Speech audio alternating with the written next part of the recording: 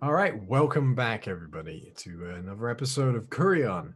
We're going to start things off a little differently this week. We're going to start doing the announcements at the beginning of the show, just to get them out of the way, so that we can sort of have a little chit chat about the game after the end of it, and everyone can swear at me or whatever happens at the end of the game. Probably not. You know how the end of the games go. So, with that said, does anyone have any announcements? No, The usual.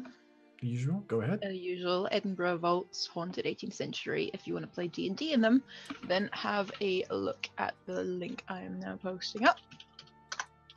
Because you can do that from midnight till 4 o'clock in the morning every last Friday of the month, basically. Next one is 25th of May. Come join me. All right, cool. Anything else from anyone? Anything in particular before I start? Yeah, actually, this Wednesday, it is the off day for Bike Club. However, I am bringing you a one-shot. It's a one-on-one game with our good buddy Jason, who goes by Nightlife Night on Twitter. We will be playing the night of Strahd's ascension to being the Devil Strahd. So if that sounds good, come join us at the usual time, 8 p.m. BST for a very dramatic night of D&D. Sounds good. Jason's a great DM, so that should be really fun, especially in narrative-based things like this. Well, I'm DMing that one actually. Jason is playing really? the part of Strahd von Zarovich. So. Oh, are we going to hear Jason attempt to do a sort of faux Romanian accent? It's actually very good. Oh, well, of course it is. Yeah. All right. Well, aside from that, is there anything else? Just you. This two. shirt's an announcement of itself. That shirt is an announcement. It's not the sort of announcement we want to bring, though. Yeah, that's we the do. announcement. Yeah, we do.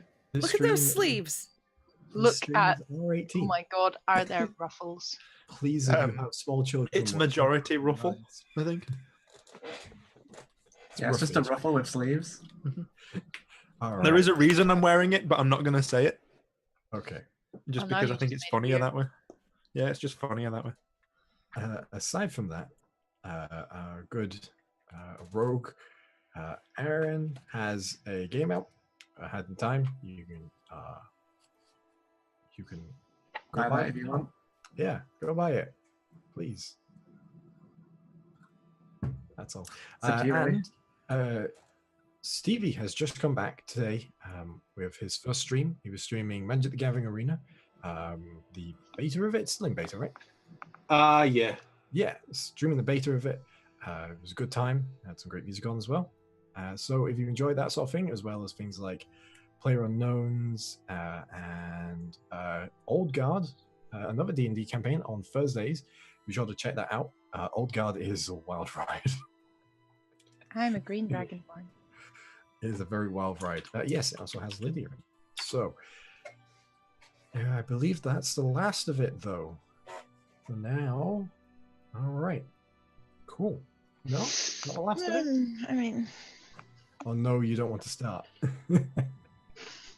Well, before we begin, in the last chapter of Kureon, our party was back in Downhill.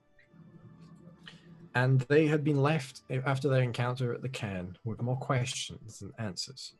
But before they sought any of those predicaments, they had some bookkeeping to do.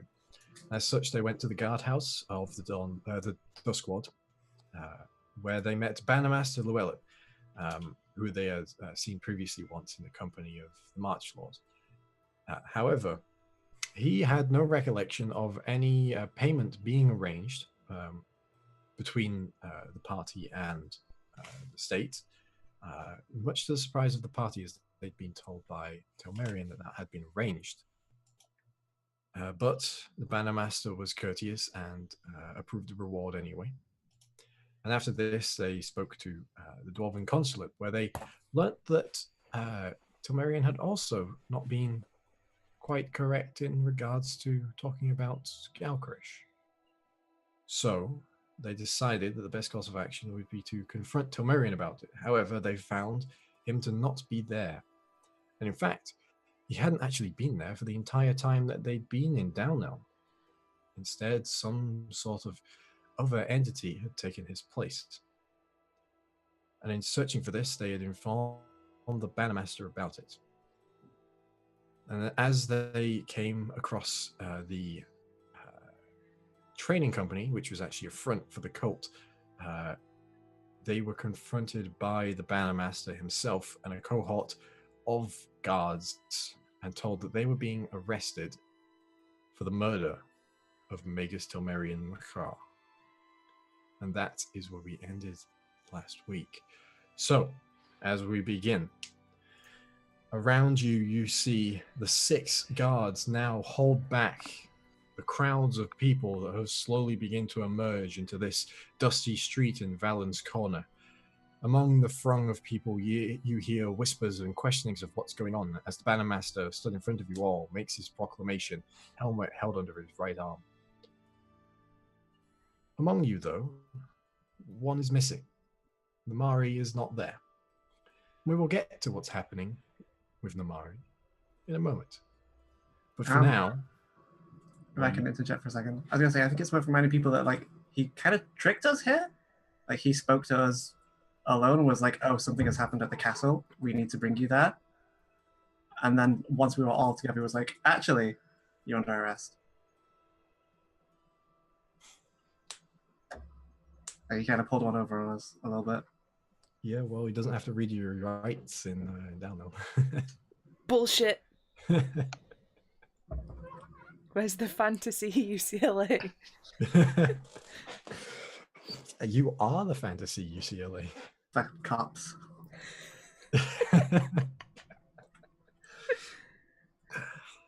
Legally, he has to tell us he's a cop. That's not true. That isn't true. Oh. But, so, you see as 2 of the cards now put their hands into small satchels and begin to take out manacles, and one of them actually as well takes out a number of gags.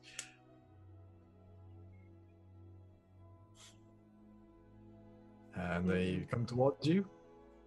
And Do we have like the opportunity to flee here? yeah, that's why I'm speaking slowly.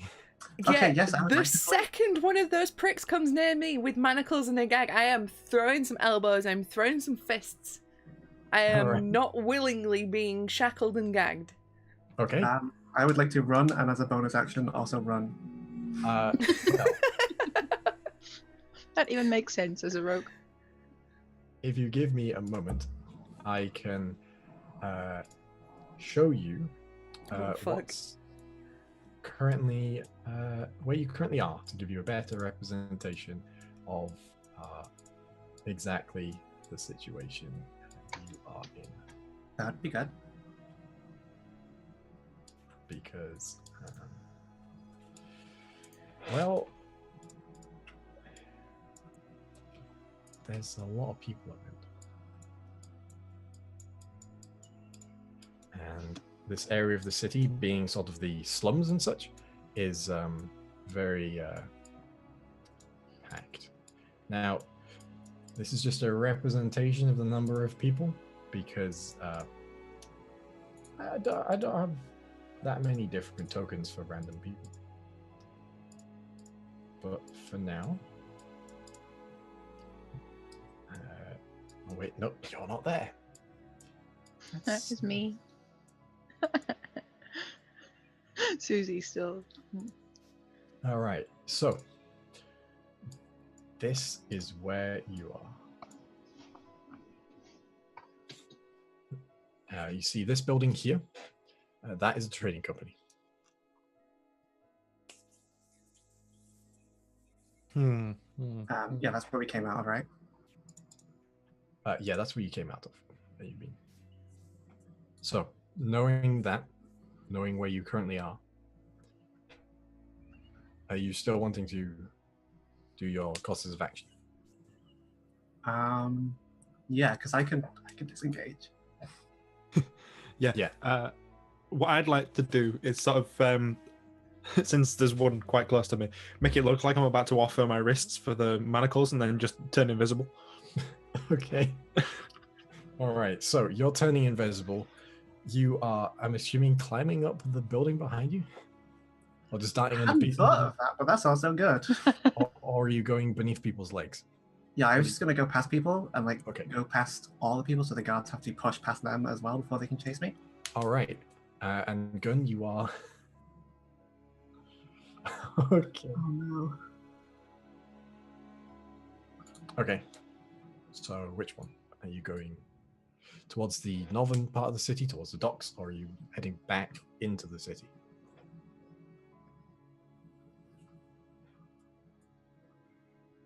Okay. All right. So you're going the same direction as Tilly. Yeah, I'm going out like. Is my ping? No, my ping isn't showing up. No. I want to go out like past this way because it's just what I'm closest to. Okay. Yeah. All right. Out of curiosity, Yes. where was Slim Trousered Jimmy's place? Because we were heading that way, weren't Slim we? Chow's Jimmy's place was further into Valen's corner, so that would be off the left-hand side of this map. Right, okay. Yeah. Mm, And what are you doing, Ronan, right now? I am standing still, offering wrists and just accepting manacles and restraints. Okay. I really hope this wasn't all just a ruse to like get the crowds away while they brought us safely back to the castle. If it is, it wasn't very smart on their part. Well, in that case, are you trying to harm people, Gun, or are you trying to push them out of the way?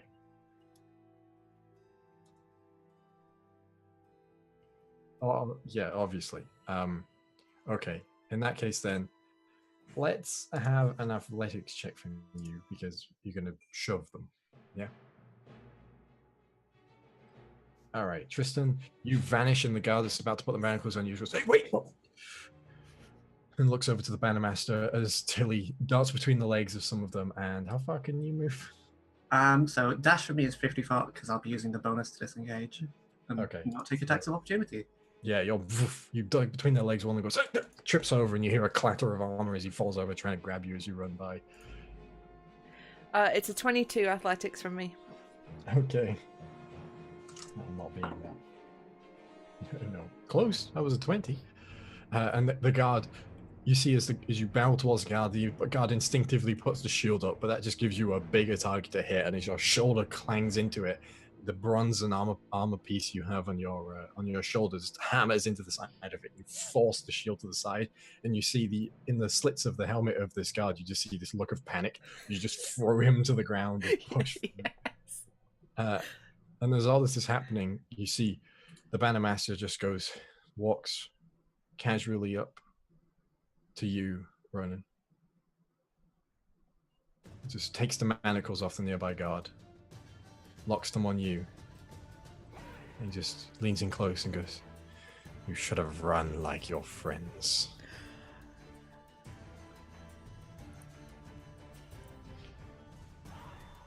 And the rest of you now hear, as you rush off and scatter into different parts of the city, you hear the shouting and screaming behind you of the guards and of the crowds of people. What are you I doing? haven't actually ran anywhere yet. I was Oh, just you just plotting stood my there. route. Well, I shifted out of the way just in case the guard leapt at me, but Yep. my idea is people would expect the invisible person to run. Yeah. I'm not what people expect. So would I have heard what the Bannermaster said? Or did he really lean in to whisper it? You really leant in, but make a perception check. It'll just be very hard. I mean, my passive's 20, if that counts for anything. No. Well, it's... perception, yeah? Yeah. 22. Okay. Unfortunately, you see the Bannermaster leans in. Are his lips covered? Yes. Because I can read them. Okay. Yes. At this point, he's put his helmet on, and the helmet juts out and covers the side. Right. Okay. It's like a Sally. You know it? Yeah, that's the right type of helmet. Mhm. It's like Sally helmet. I'll take your word for it. Yeah. And like I said, I'm still hanging around just to see what happens with Ronan, but not making myself known in any Okay. which way. What about the rest of you? That's not Ronan. I'm getting a couple of streets away just because like it's faster to move on foot, and I'm getting up on rooftops. Okay. So you clamber up onto the rooftops. Okay. And you can see there now, and Tristan. Actually, before that happens, what are you doing, Gun? I am just running and running until I can find somewhere that I can, like, just hide. Yeah, okay. So you run and run until you get to a point where you've darted around so many corners, no one can see you, and you just duck into an alley where your chest is breathing up and down. Your rage is now faded, and you've got that lingering pulsing in your temples of just letting your anger overtake you for a moment. Okay. So, Tilly, Tristan, you both see now as Ronan, Tristan, you can follow this if you wish, is led by the guards. 4 of them have peeled off and are searching for your companions. But 2 of them continue now, leading you forward, Ronan. And they take you to the main street where Valence Corner crosses. So the central streets of Downtown are originally across, and at the center is Midreach Square. You're taken to there, and you see at the end of the street, pulled by a heavy set of workhorses, is a large steel-plated armored carriage. And you see there are 4 other guards around it. And Namari, you know that the interior of this carriage, we are currently being held, chained to the seats, your mouth gagged, much as Ronan's is. The interior of it is equally metal. There are no appreciable windows aside from 2 small slits, one in either side of it. And the entire thing creaks under its own weight. It is very heavily fortified with steel. And just as you're thinking how you got into this situation, you hear the back door folds down, and the guards throw Ronan in, one of them following after him, and you see them begin chaining him down. And the rest of you, Tristan and Tilly, you see this happen.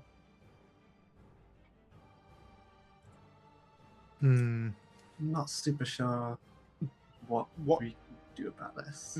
What's the outside of this carriage like? So if it starts moving, would it be feasible that an invisible man could hold on to it as it moves? Feasible, yes. Easy, no. Okay. Imagine this as during World War One, the Allies were trying to figure out how to make a tank, and they just kept putting more and more steel plates on a horse and cart. It's that. Right, okay. It's a block of steel with wheels and a place for a driver to sit, which you can actually see now is 2 Duskward that sat on it. And they've got heavy books on. Does it look like there's any Duskward inside? Right now, there is a Duskward inside, and they're currently chaining up Ronan. Does it look like they're going to stay inside, though? It's hard to tell at the current time. Hard to tell.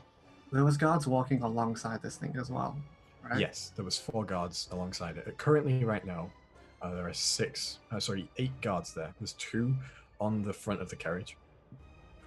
Okay. There's 8 guards and the Bannermaster. Okay, and they're all on the outside of it. One of them is inside. But only one is on the inside. Only one's on the inside. 4 of them are down the sides of the carriage, 2 in each side. And the rest are at the back. And the Bannermaster is arms folded, watching Ronan be chained down. Okay, in that case, I would like to cast Hypnotic Pattern kind of in the middle of them to catch everyone on the outside. Okay. It's a 30-foot cube, so try and get as many of the guards as possible. Okay. The range is 120, so I'd try to tuck myself away so that when I cast it and stop being invisible, I'm not too noticeable. All right. Okay. Make a stealth check for me. And what's the DC on this? 16. Okay. So the first and card. It's Hypnotic Pattern is a Wisdom save. Okay. First guard succeeds with a 19. The second guard passes with a 16. The third guard passes with a 16. So you'd catch, without catching the entire carriage, you could catch 4 of them in total. That's including the Bannermaster. Right, okay. And the third one fails with an 8. And the Bannermaster succeeds with a 23. God damn it. My stealth was 19, by the way. Okay. Okay. So you see now as one of the guards starts stumbling and because hypnotic patterns sort of like dazes them, doesn't it? It's sort of stupid. Yeah. Yeah. Hypnotic pattern is the one where they become incapacitated, have 0 speed. They just stand there completely. Yeah, they're like in a stupor. Yeah. Yeah, the spell ends for an affected creature if it takes damage or if someone else uses an action to shake them. Otherwise, it lasts for a minute. Okay. So you see one of them now just starts stumbling in place for a moment. And you can see there's sort of that vacantness to the entire stance. You know, the shoulders drop, the head lolls forward slightly, and you see one of the other guards is like, "Boss." And the Bannermaster looks back and goes, "One of them is here." Looks around for a moment, and you see he untucks something from a satchel and holds it in his hand, and puts it out into one hand, and you can see the sheen of a blue gem. Can I interject something here? Go ahead. Being in the carriage, I would have had the magpie out. I would have been watching Okay. through it, if possible. Yeah. As soon as I got put into the... Because I was on watch and then walking away, the magpie would always be watching above. Okay. If I get put into the carriage, can I start looking through the eyes, seeing here and now that things are happening? Yeah. But at this point, as the Bannermaster unfolds this thing, you lose the ability to do that. Mm-hmm. And Tristan, you see as your spell just fails on the last guard as this thing is unfurled. Yeah, damn it.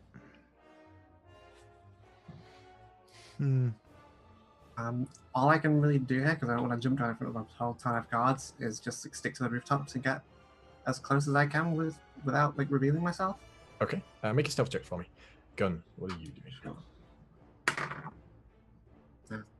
21. At this point, I would be trying to see if I can see what's going on while staying out of sight. If I can like make my way back to where I think the castle at the keep is, where I know they'd be taking them, so I can, you know. So you're going towards the keep. Yes. Okay, good to know. Make a stealth check for me, just in case you skirt past somewhere where regard is. Okay. At this stage, you see that another of the guards gets in the back, and the guard that was tying you down, Ronan, has sat down on next to you, Namari, and then this guard comes in and sits down next to Ronan. Both of you are gagged with something that you will know of, Namari, from your days in the Grin, is known as a spellcaster's tongue. It's basically it's a spoon which is tied to a piece of rope. Essentially, it's fancier than that. It's a spoon tied to a piece of rope which pushes your tongue down so you can't cast spells while it's tied into your mouth. Mm-hmm. So yeah, it keeps your tongue down. And the back door is pushed and slams shut, and the Bannermaster smacks on the side of it, and the carriage begins to move. It was a 16 stealth for me. Okay, thank you. Where does it look like it's headed? Right now, it's just heading towards Midreach Square. Oh, sorry, no, it's not. It's heading the other direction. It's heading up towards the northwest entrance. Sorry, the same entrance you left to go to the cat. I want to trail it like carefully. Okay.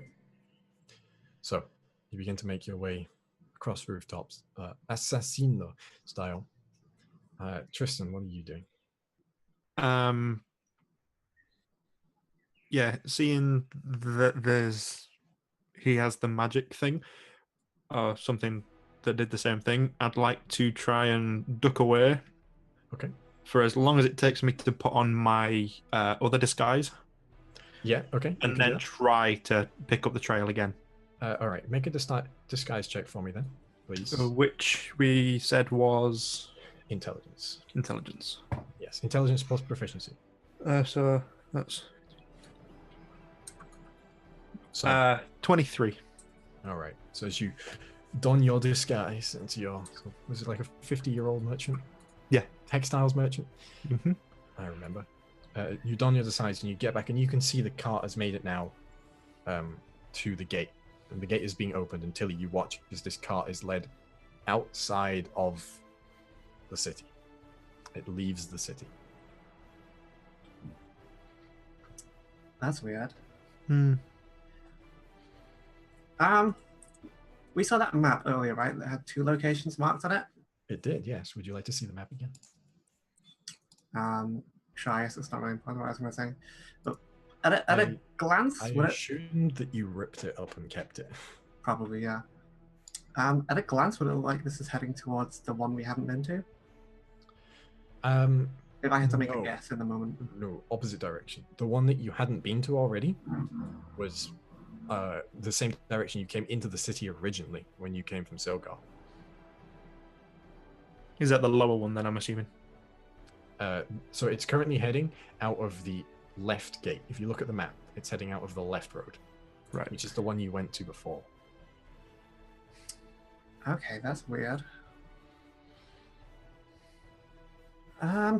Thoughts, guys?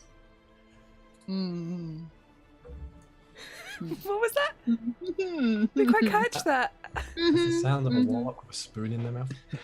And unless you're asking some random 50-year-old man. Hey, stranger, you have any thoughts about the current situation?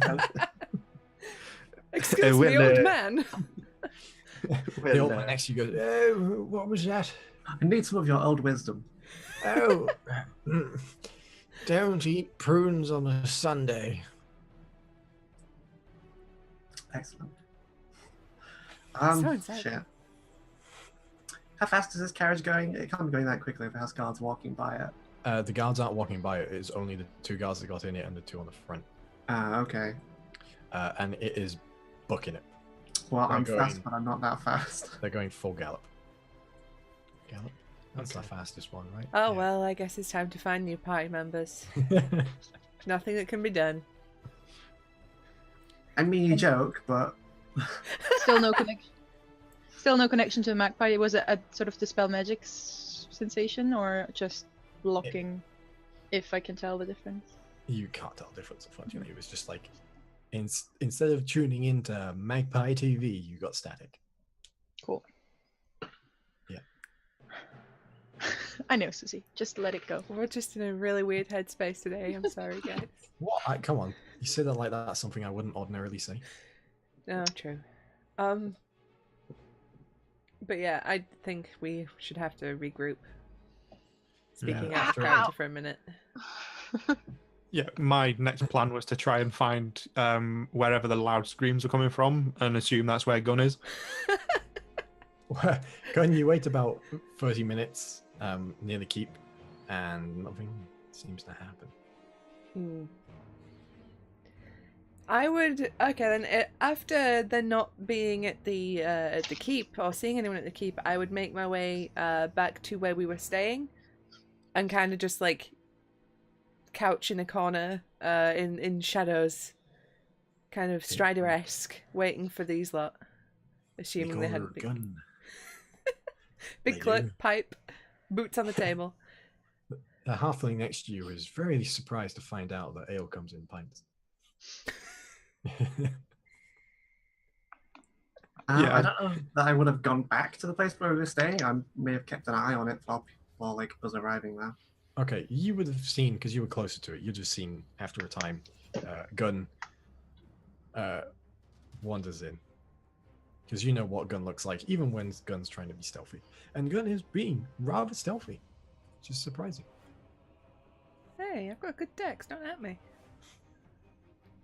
Yeah, I would have attempted to look and ask around to see if there were any news of, rage-filled, happenings. And then after not finding Gun, you hear a lot about different people.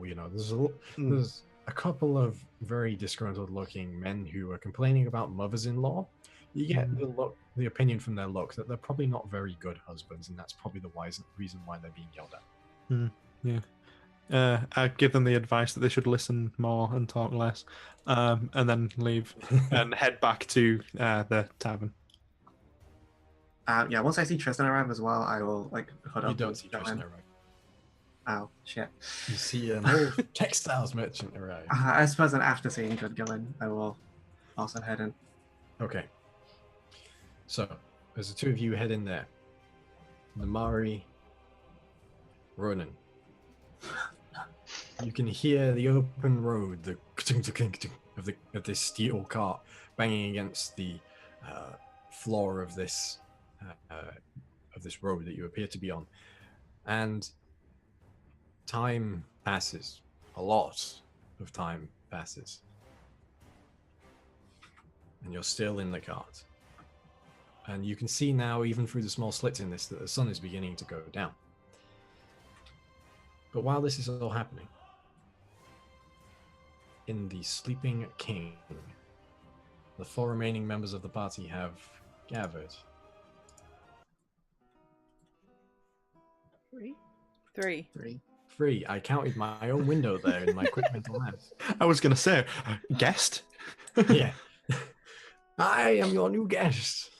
I won't have gone up to Gun when I walked in. I will have looked at Gun and then walked up the stairs to the rooms. Mm-hmm. And a very I would have taken the hint. Yep. Okay. Would I have seen this happen? Because I imagine I'd have kept my eye on him. You clocked Gun as soon as you walked in, knowing what to look for, of course. You'd have heard her boots on the stairs. And heard her boots on the stairs, yes. And between each one, shh. Wait, no, it's me. Shh. Just shushing yourself. Are we all meeting in a particular room? Do I see you all going to one, or? I probably will have gone to mine, and then left it open until Gun got there, because I don't fucking know you're there. I know, that's why I'm just checking. You see a braid of red hair into a room, and the door closed behind it. Then at that, knowing that I don't look like Tristan, I'm gonna knock first, and just just go. It's me, the pretentious git. Just from behind the door, you hear, "Oh hey, Tristan's here." I thought that might work. After Tristan's in, I want to move something in front of the door. Maybe open a window as well. Okay, so you move a dresser in front of the door, open the small window in the room. What the fuck was that? It took the words right out of my mouth, Gun. Corrupt government? Maybe? Do you think maybe whatever it was that was pretending to be Magus is now pretending to be the Bannermaster? Or are they all kind of in league? I'm pretty sure whatever it is, we aren't actually under any kind of real arrest, seeing as they took them out of the town. I watched that carriage go straight out of the road that we took to the dust grave. Yeah, I was watching the keep. No one went there. Is this more of a Kia's cult? I mean, maybe. What are we gonna do? Do we know where they went? I mean, that road can only go to so many places. I mean, obviously we gotta go bust them out. Obviously. But I don't think this town is that safe for us anymore. Nope. Well, not for the people that look like you, anyway. Hence the not looking like myself. Is there any way we can sort you two out? I mean, I can make you not look like the two of you to get out of the city, so long as no one has any of those anti-magic orbs, like the Banner Master did. Mm. I mean, once we get outside the city, I think we're okay. Yeah, we should be relatively fine looking like we do outside of the city, but we don't know who is what, who is legit at this point. So we just have to not deal with anyone. Mm-hmm. Easier said than done. But yeah, it's the best option we've got is getting out of the city and trying to find where they went. Yeah, but we need to sort this out in like a week because I've got some I need to pick up. So we have to be able to come back here. I mean, technically, I have to be back in a couple of days. So we need to get this sorted. Yeah, well, preferably we should get them back within the shortest time frame. We had horses when we came to the city, right? Did you had a horse and cart? 2 horses. Yeah, we did. Captain Colt and Pimento. What did we do with them? We put them in a Stables. stable. Okay, so we still have those. Yeah. Well, I guess we could just give I've been chase. incurring the charge for them every day. We've not been here that long. No. You prepaid a week. We did. Okay, I'm confident I can get us out of the city quite easily. Right. It's what we do when we get there. Do you think they've headed to one of those sites marked on the map? I mean, the only one that was on the map that they were going to was the first one, the one we've been to. And the only people that knew we were there and now know it's cleared out are either the one that's charged us for murder or the one that was murdered. So I feel like it's safe to assume that's probably a good bet. Hmm. If that's But the when direction we're they're out- headed, it's a good place to check out anyway. Mm-hmm. And we'll see if we can pick up the trail on the way anyway. I mean, it was not the lightest of carts. No. Oh, fuck. Why was Ronan the one that had to get arrested? He was a good tracker. Fuck. Anyway, maybe not wasting any more time. Yeah. Okay. I'm good to go straight away. Do you guys need to rest? Tristan, for you? I'm fairly good. We've not done much today other than find out that we were, murderers for some reason. I have enough in the tank to get us out of the city. All right. Comfortably. Had we taken a rest, or is the 17 health I have on my sheet accurate? That's not accurate. You're taking a rest. Okay. But wasn't there something the fight with in the wine place? I Yeah, don't we think you punched took- them and they went down in one hit. Yeah. They didn't. Damn it. They didn't fight back. No. Yeah, Tilly did the sneaky sneak and they didn't know what hit them. And then Gun did the not sneaky sneak. Let's just not talk about what happened in that cellar because it does kind of reflect on me as being a terrible person. Let's just move on from the cellar. Yeah, mhm. I mean, we've all got What's your terrible murders. alignment? Huh? What's your alignment? Excuse me. What's your alignment? It's very, very good TM with a halo. Mm-hmm. That's not an alignment. It is, yeah. Anyway, right, let's get the fuck out of here.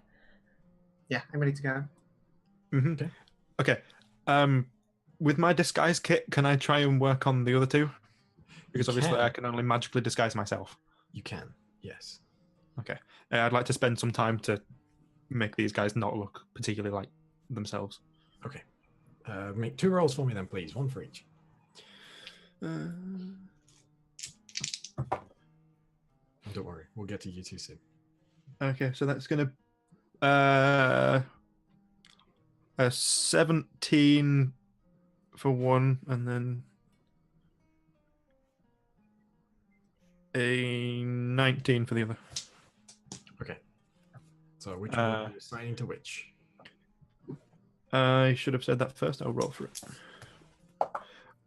Tilly first. So Okay, so the Tilly's the 17? Yeah. So write down 17 disguise for you, Tilly, and a 19 disguise for you, Good. And tell me, just very quickly, how do these disguises look? well, while I'm sort of fiddling with the bits in the kit, I'm asking them what they'd like and trying to incorporate it, so it's not just my ideas to be shouted at later for. So Okay. I So would have what's- done the long hair person thing and used some of Tristan's disguise kit to bring my hair around and give me a massive beard, and use like makeup and stuff to give me big bushy eyebrows, and I'm pretending to be a dude. very much dwarven, male dwarven styling. So Mhm. you've got the full chin and everything, as Mhm. opposed to sideburns. Like long enough so it covers boobs and everything. So I'm just like, Yeah, you got a big like jacket on. I'd Yeah. imagine. yeah. And Tilly. I would have just asked for like anything that doesn't look like me. Then I probably will have untied my hair. Okay. Hmm. So you probably look like. I'm gonna say this one because I have an idea, and you can interject if it's wrong. I'm gonna say you look like a halfling Danny Trejo. That's a big swap. It's not that Kitty, big. don't text. See, I was thinking more the other route of Tilly normally likes to sneak around, so what I would have done is maybe tried to make Tilly a bit more prim and proper. Oh, okay. The rouging of the cheeks and Just- just pull out of nowhere. I'd imagine a very big floppy hat. yeah, With a big- like, no one would expect this was Tilly. like with a fascinator in it and everything. And, Oh yeah, it's lovely. Lovely is the word. like middle class lady at the races. Middle class lady at the races, like niece. Yeah, gotcha. Yeah. All right. There's a cat in my garden. Yeah. That's the D&D equivalent of there's a dog at playground. So, as you finish and you admire your work, you see a very masculine-looking dwarf in a trench coat, and and Billy's mum's niece. Yeah.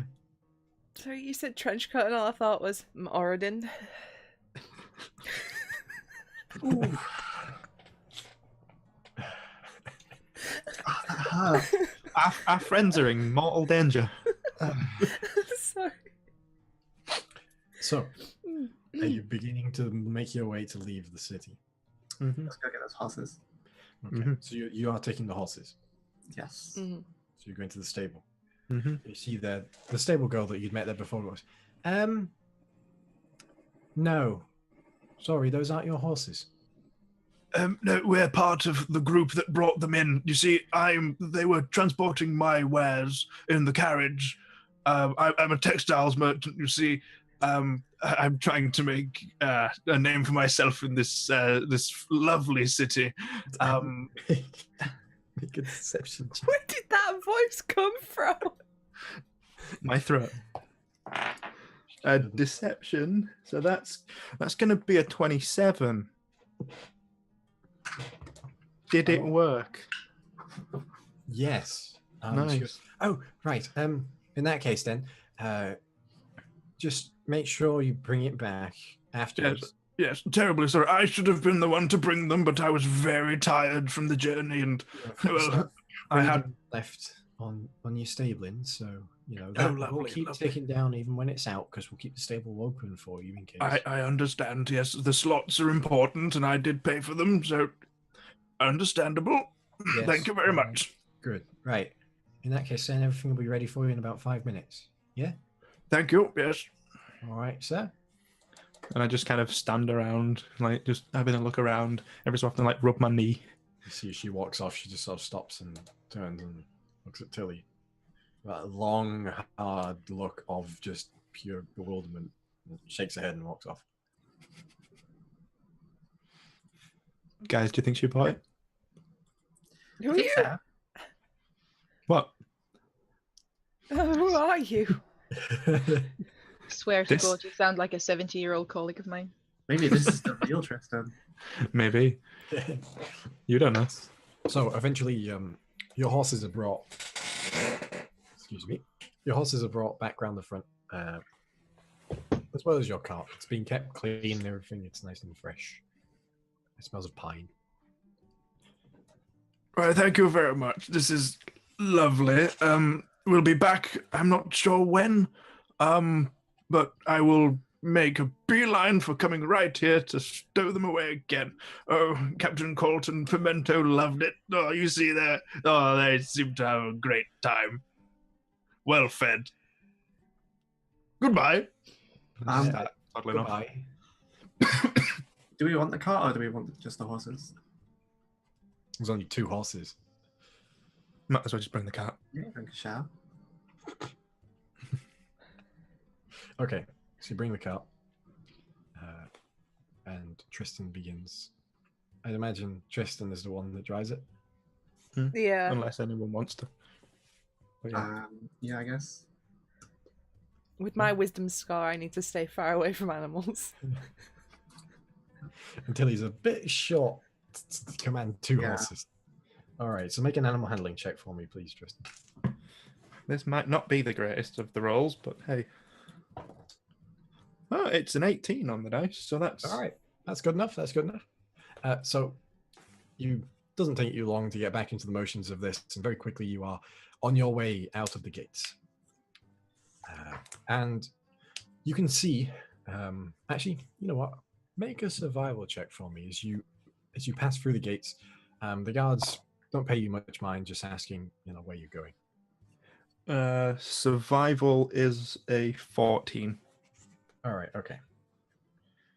Where are the other 2 of you sat currently on the cart? In it, I guess. Well, because there's the front section where the driver and that sits, and then the back. It's open. It's an open back. So. I'll be in the back. I'll be sat up front with Tristan. All right, okay. So as you get up to the guardhouse, one of the guards stops you. He goes, "Excuse me. Can you state your business for leaving the city?" Oh, yes. You see, I'm going to get some more supplies. I'm a textiles merchant, you see. You might not have heard of me just yet, but... Whereabouts are you traveling to today, sir? Silgar. I've been there a couple of times. I came from there not long ago. Make a deception check, because you're currently heading out of the wrong gate to go to Silgar. Oh. If you didn't know that, is it deception? I mean, right. Yeah. It's deception. It's a 17 with a plus 11. So even if I get it wrong, that's...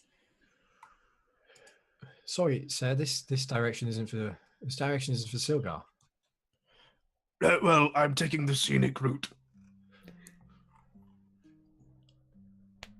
I'm sorry, son. At my age, you have to enjoy the journey, not just the destination.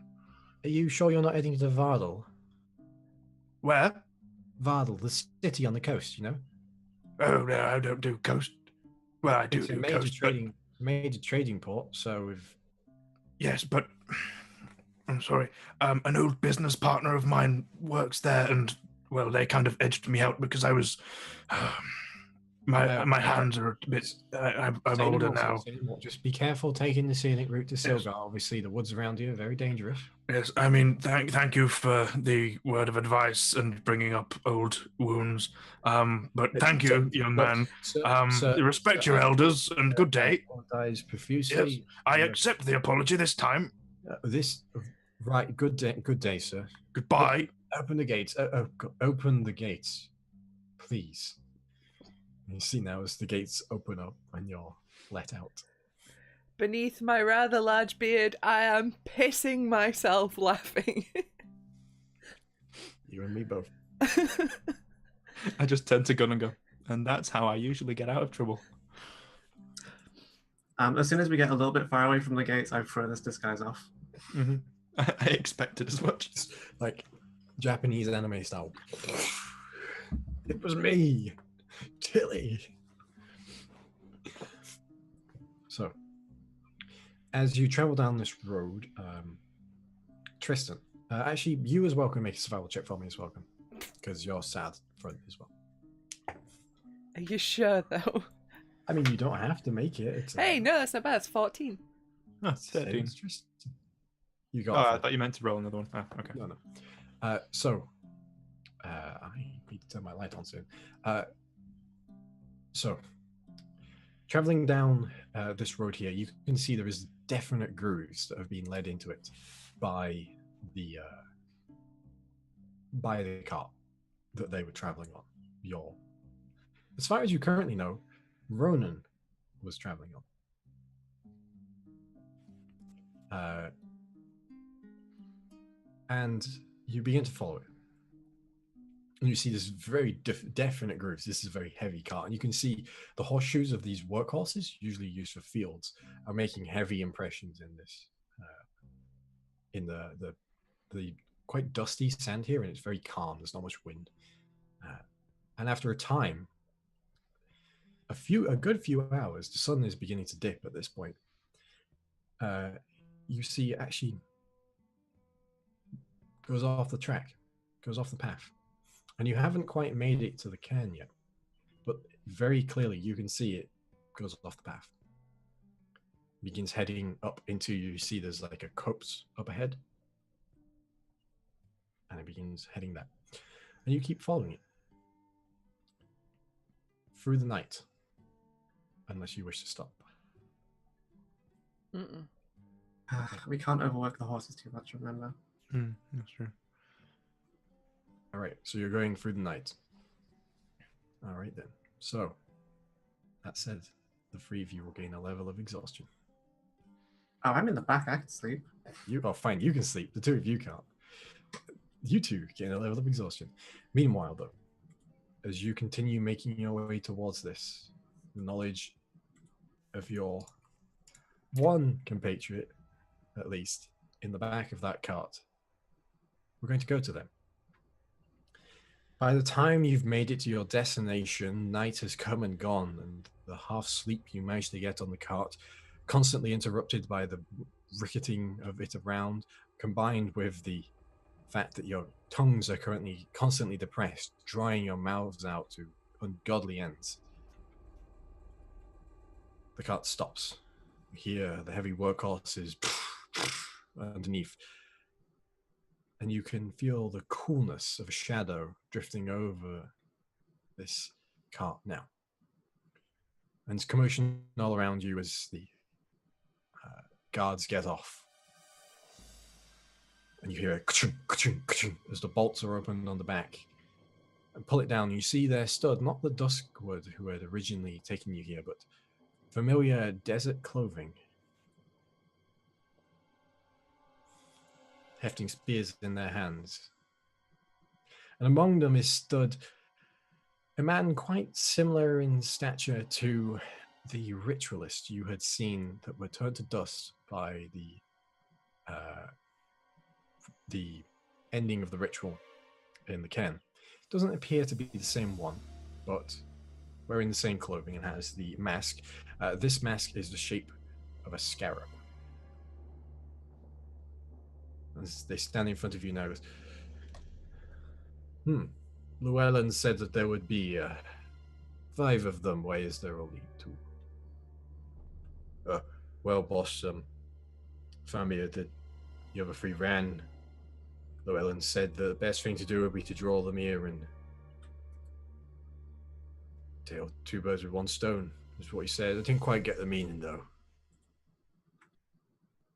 Family just... Right. Regardless, put them in one of the tunnels. Collapse it behind them and take their stuff from them. When the others arrive, they will have to fight us. 3 versus us all.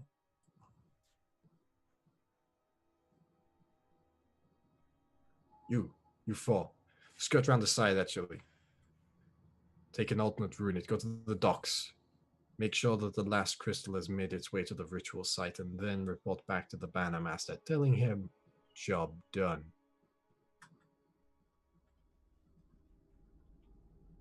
As for that Magus, he's long gone by now.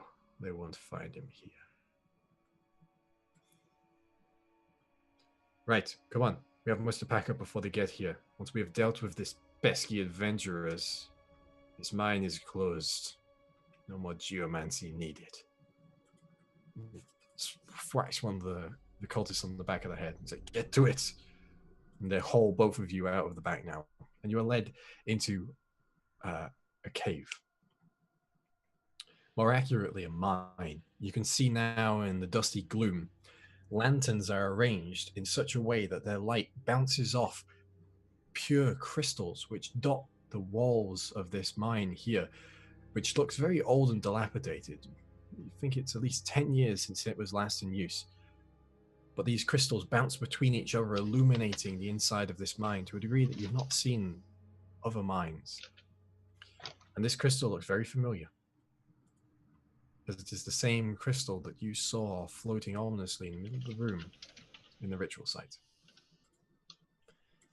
You're led through the area and up a winding case of a track, a mine track that wobbles underneath your step, and eventually down a chamber where you are thrown in. Your stuff is taken from you, and you see now as it is placed on a table, and you are forced deeper in. How many are there? Is Akir there Kira's as not here currently. Currently there is 4 of them. and they're all around us? Yes.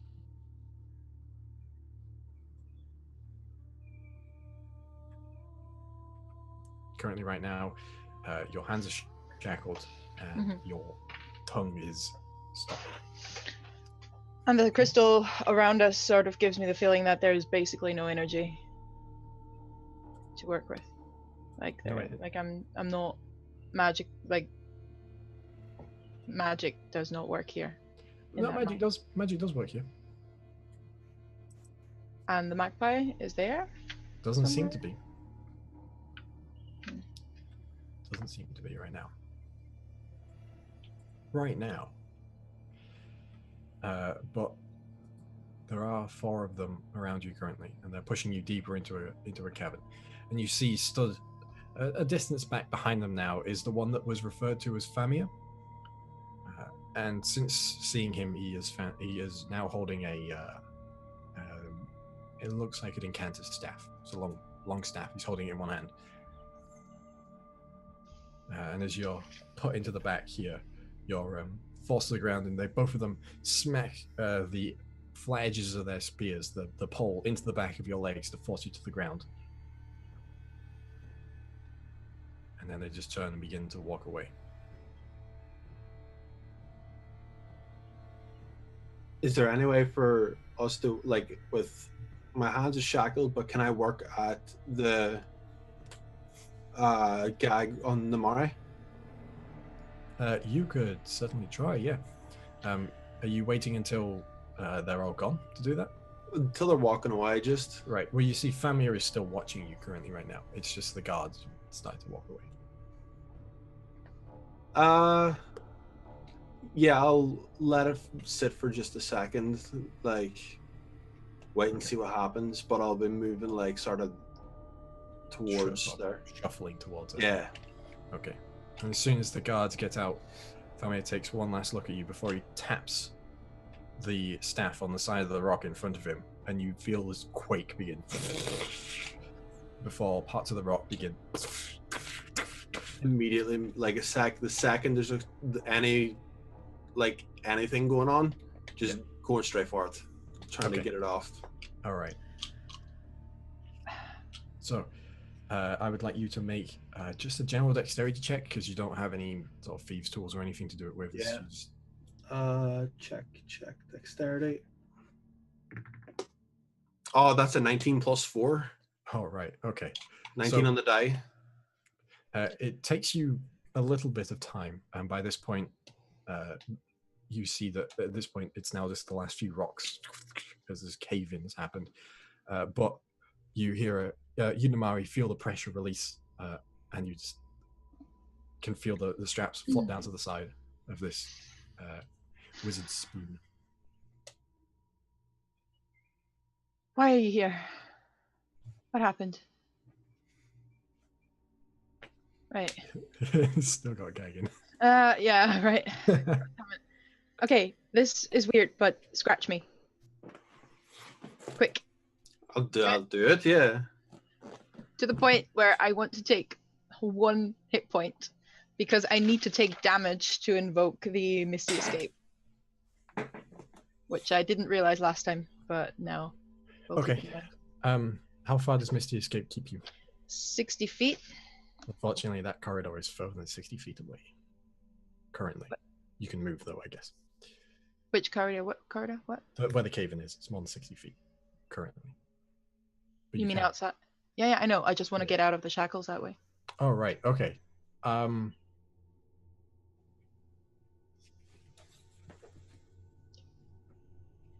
It's teleport to location 60 feet, within 60 feet.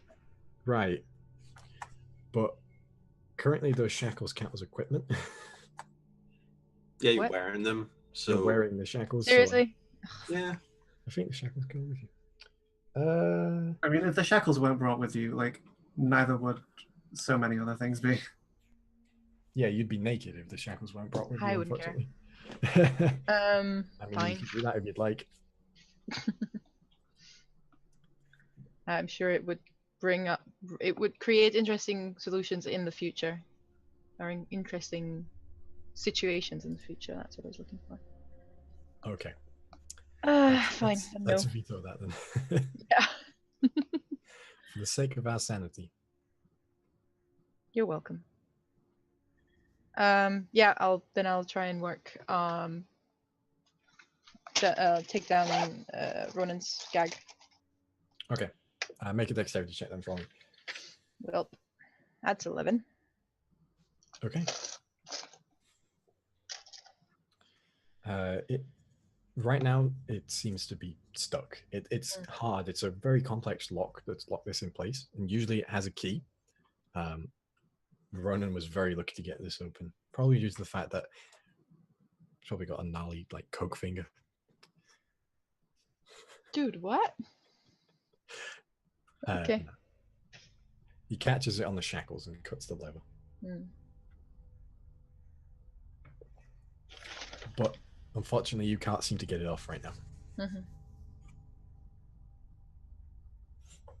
Does there seem to be anything I can do about the manacles?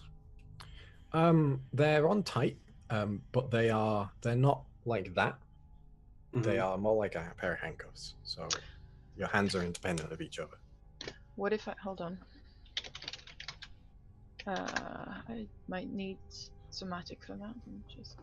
Never mind. Well, then if I'm able to, I thought I was like this.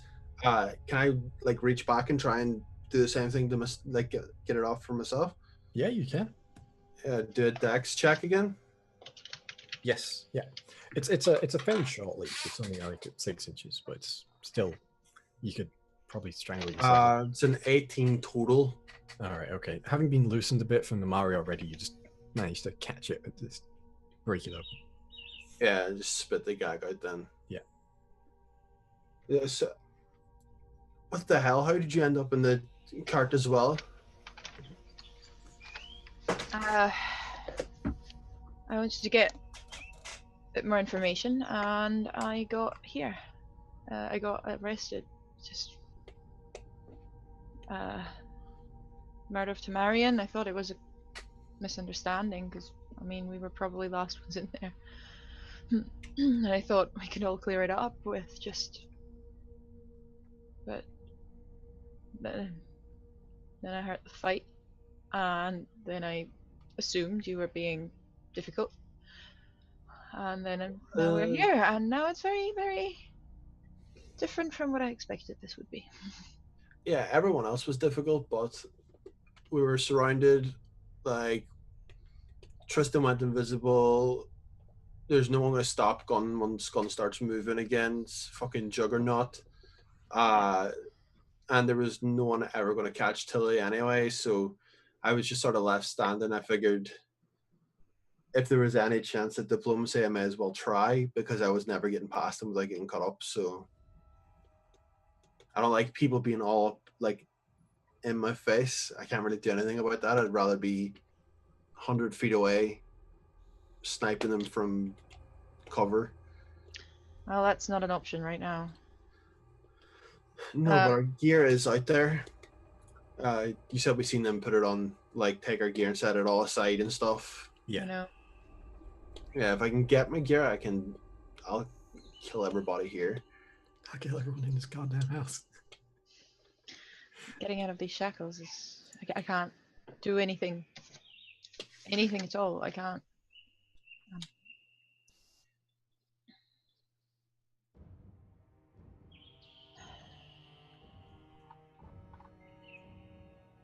There's not much I can do either. I didn't exactly have any gear that would do great for this, but did they even take like our backpacks and stuff? Yeah, they took everything. They took your armor off, if you were wearing any. Yeah, I was wearing armor. You got your underoos on. You got your slacks on. No one wears armor and nothing else, Susie. That's not that look. So the ring and everything, yeah, even as well. Yes. Yeah. Mm-hmm. All your jewelry. If you had earrings on, even if they didn't look magical, they took them. That's just rude. So right now I can do like a handful of things magically. None of it is helpful. I need my hands for pretty much everything I'm doing. Well, I mean, I don't know, but I don't do a lot of magic. Is this not enough? Like your hands can move? Unfortunately not. Being shackled is a very good counter to magic users.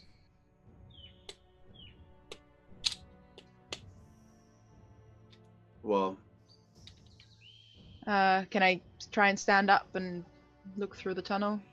Yeah, your feet aren't manacled, just your hands. Yeah. So okay.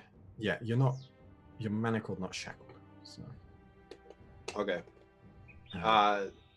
In that case then, I want to start making a little move around for fallen rocks that okay. So I could try and just bash the fucking... Now that you get a chance to properly look around here, this looks to be an old mine, as you saw when you came in. There's a small remnant of track here where the minecarts were, that ends in a buffer, to stop the minecarts. That is it ends about 15 feet from the cave-in, as the just before this room. And then in this room, there is a small cluster of stalactites in the corner. But it looks like this area has been very recently mined. You can see the pick marks in the wall where it's been cut away. So there is a lot of loose stone on the ground. There's minecart tracks, but no minecarts. No minecart in this current place, no.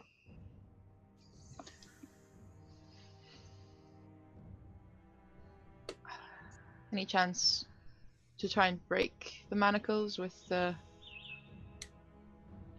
I don't know if one of the mine tracks is... if there's any piece of metal or something to pull against it. You can certainly try. I would like to try that. I'm not very strong. Are you going to go over to like the buffer? And... Yeah. Yeah. Okay. Yeah. All right. In that case, then just make a strength check for me. Nate. An 8. you pull and all you succeed in doing is cutting both of your wrists slightly where you pull on the shackles. Yeah. Can I try and find the sharpest stone that I can find? Like, and I just fracture piece and begin just scratching it like off another rock to sharpen it even more. Yeah, make an investigation. 12 plus scroll. 13. Okay, so you look around and eventually you find a piece. It's almost like arrowhead shaped piece, and it looks to be actually a flint. I want to try and grind a little bit to try and make it workable, like try and get it like into the manacles themselves and try and work with it. So are you trying to break the chain binding or the actual like manacle themselves? I'm not trying to break them. I'm trying to like work it so that I can try and use it as a tool to work with to try and loosen them. Yeah, okay, that's good. In that case, then just make a straight intelligence check for me. And as you're doing that, Tristan, Gun, Tilly. After a time, traveling through the night, up ahead you see you're close to a small mountain range. And up ahead you see, sticking out of the foothills here, is a small shack on the side of the mountain, from which you see a minecart track and a very familiar looking steel carriage. The door is down and it looks empty from here.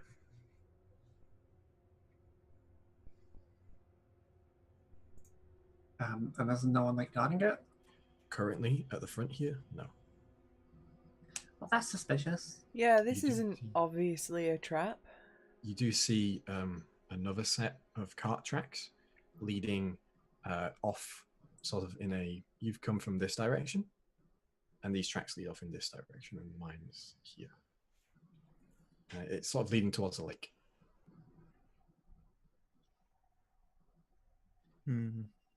So, are we going in?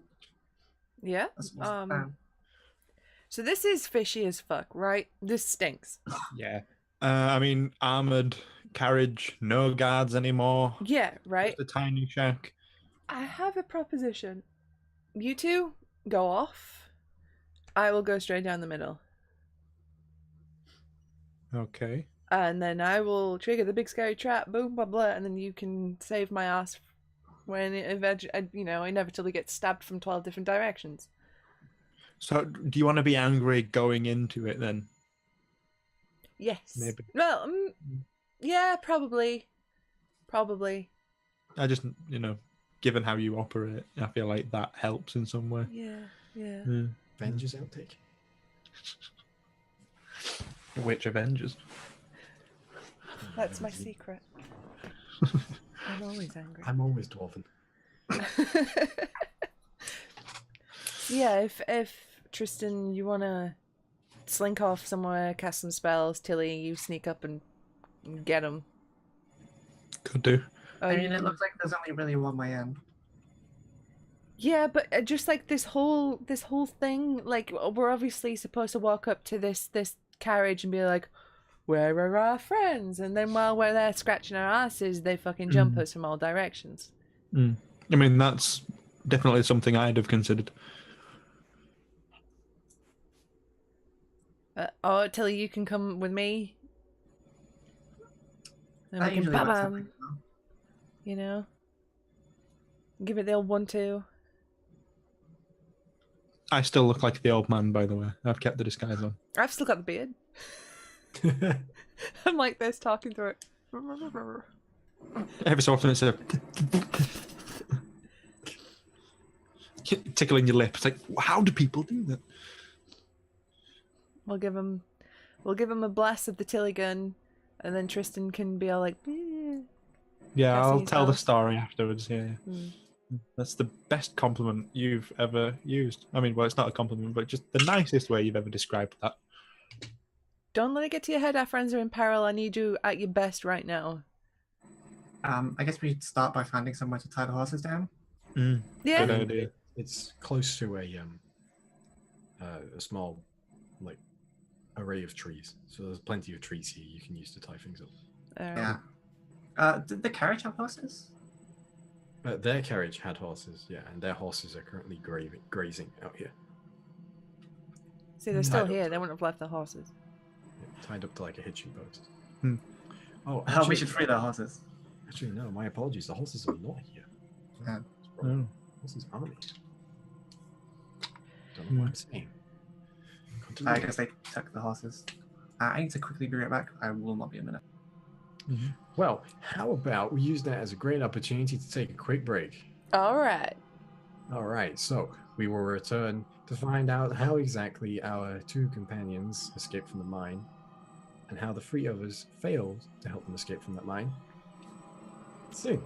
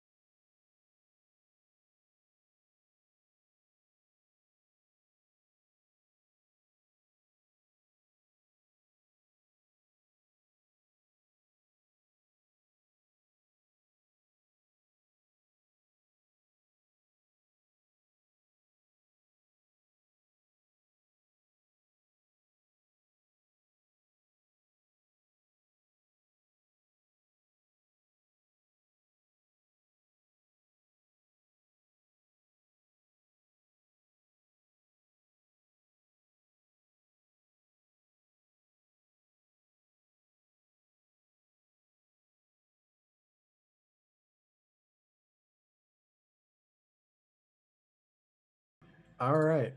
Welcome back, everyone, for that quick break. We are back. We have drinks refilled. So,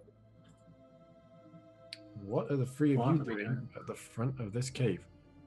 But before we get there, when we type the horses, I'd like to sort of, around the carriage and things, make it sort of like a mock camp. Like, just get a few things out, make it look like if they come across it, it's like, people, where could they be?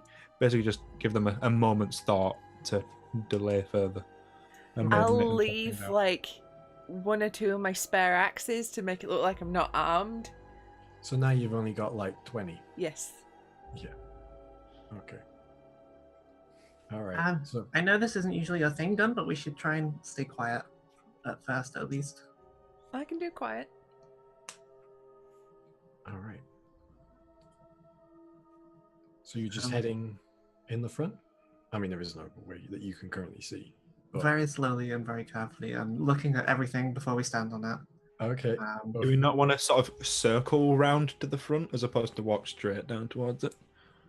Just get a better vantage of the surroundings around the mouth of the cave first. Oh, it's like a shed, not a cave. It's like the shack on the outside of a mine. You know, the old gold rush mine. Ah, right. Yeah. It's a little shack attached to the mountain, with a mine track leading into it. So it is a cave. The cave is inside the shack.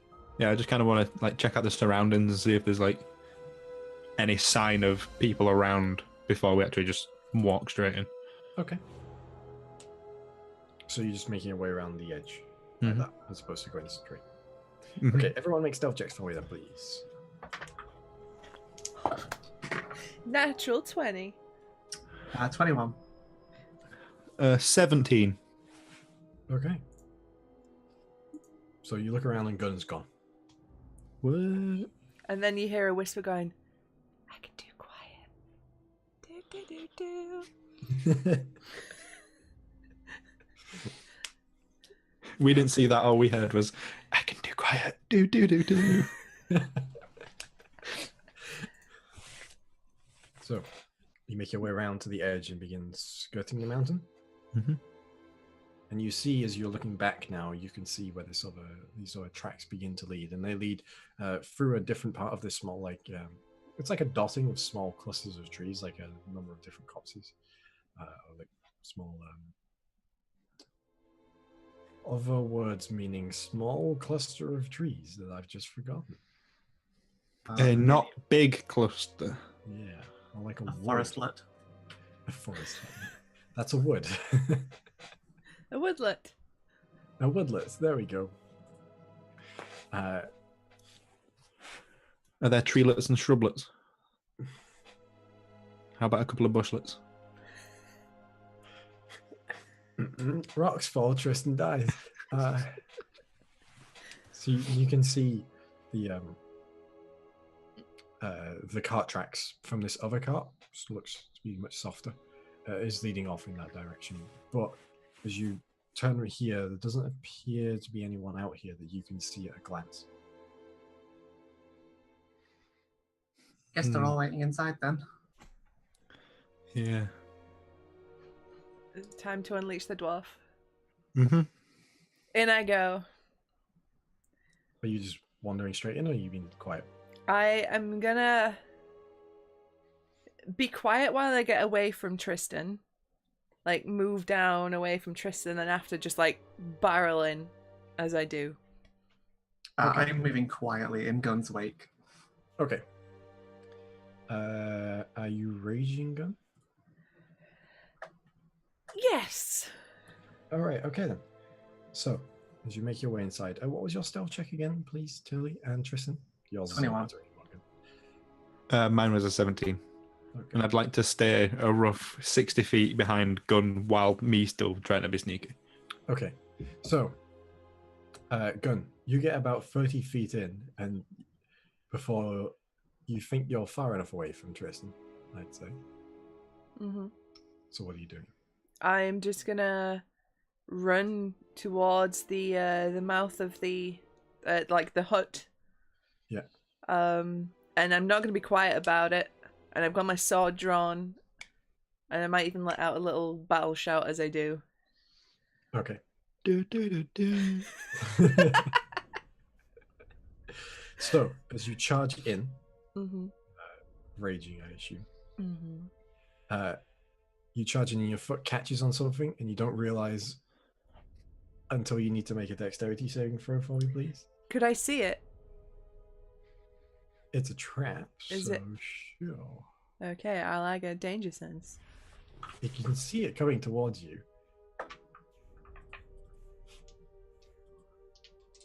So make that roll for me. That's a natural 20.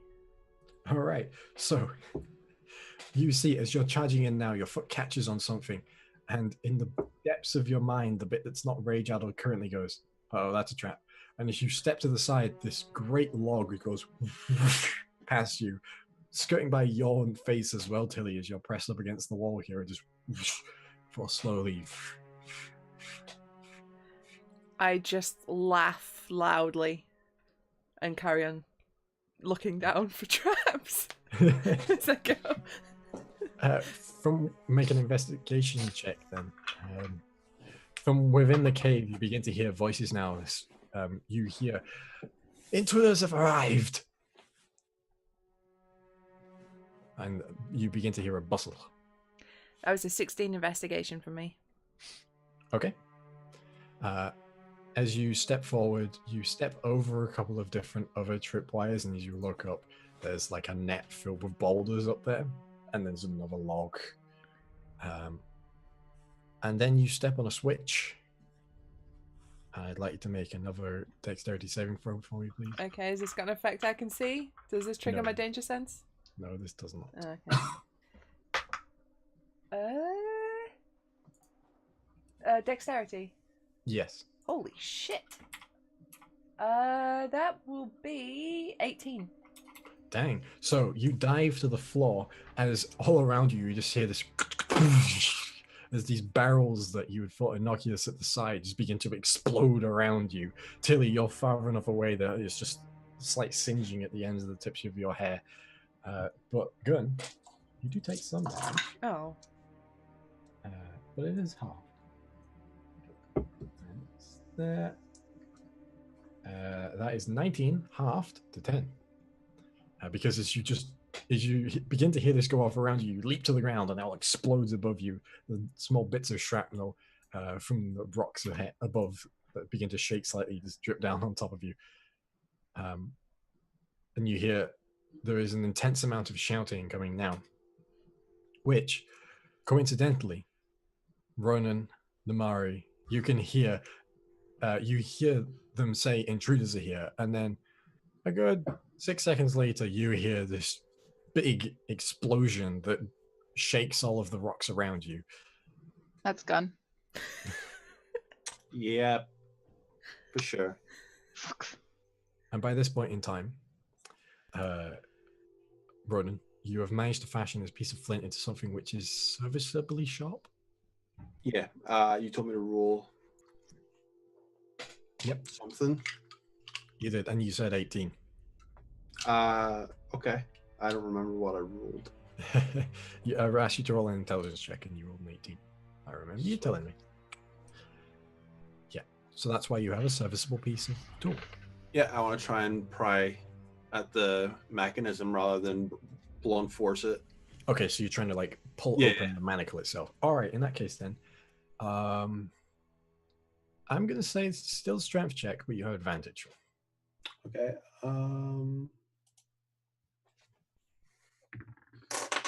Oh, that's good. Advantage. Oh, the advantage didn't do much. That's going to be a grand total of 13, which is better than the grand total of -1. Okay. All right. So you begin to pry at this manacle, and your strength isn't much, but the leverage provided and the sharpness by this tool is managing to just push about. You're going to be able to get it open, but it's going to take a bit of time. Okay, that's fine. Probably about a minute. Yeah, okay. I'll keep at it. Okay. Namari, what are you doing currently? I mean, I'm assuming I can't try it again. to break the chain in somehow? You certainly can. I can? Good. Oh, damn it. Good. Oh, that's better. Strength again? Yep. Straight 18. Straight 18. Okay. So you put your hands around the buffer once again. You begin to pull as hard as you can, and this time you fight through the pain as you feel the manacles bite down into your wrists. For once, you're not being a coward as you push through this pain. And you hear a pting as one of the links just splits. And as the force catches you, you fall backwards. Ow! Unfortunately, you do take 3 points of slashing damage from your wrist being cut up from this. As you fall backwards and you slam down, you feel the warmth begin to pool underneath the manacles in your hands, but your hands are splayed apart currently. Ow. You are free from the shackles. I get up. Would Eldritch Blast force damage be able to blast the chain of Ronan while he's still? Yeah, it would. Yeah. I will zoom. Okay. On a manacle. All right. So I'm not going to make you roll an attack roll because you've got essentially a limited time right now, and you just break the chain in half. And as you're doing that, Ronan, you slip and almost catch yourself in the arm with your tool. Sorry, should have warned.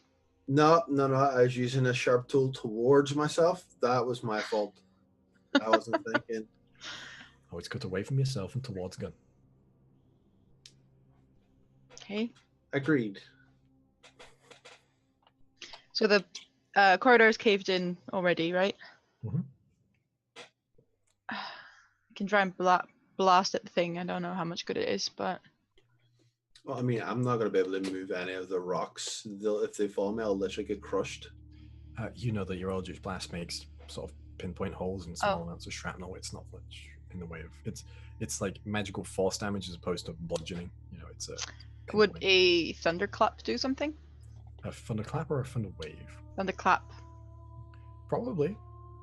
It's a cantrip. I can clap a lot.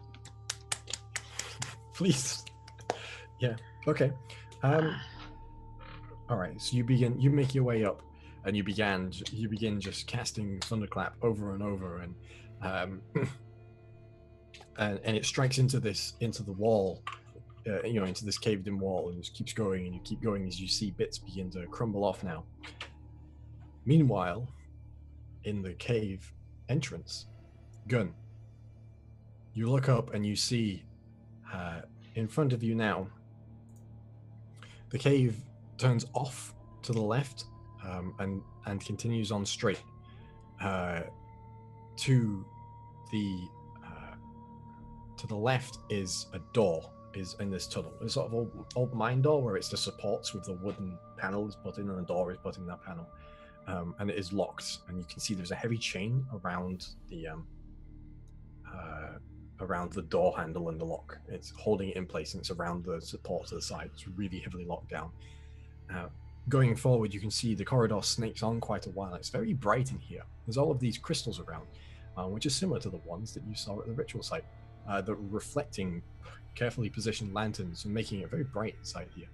But currently right now, even though you heard a lot of commotion, there's no guards or anyone coming to meet you. And as you're thinking that, with Tilly behind you, and Tristan even further behind you, all of you begin to hear a thump, thump, thump. Every 6 seconds you hear this blast. Thump, thump. And it's hard to tell the direction it's coming from.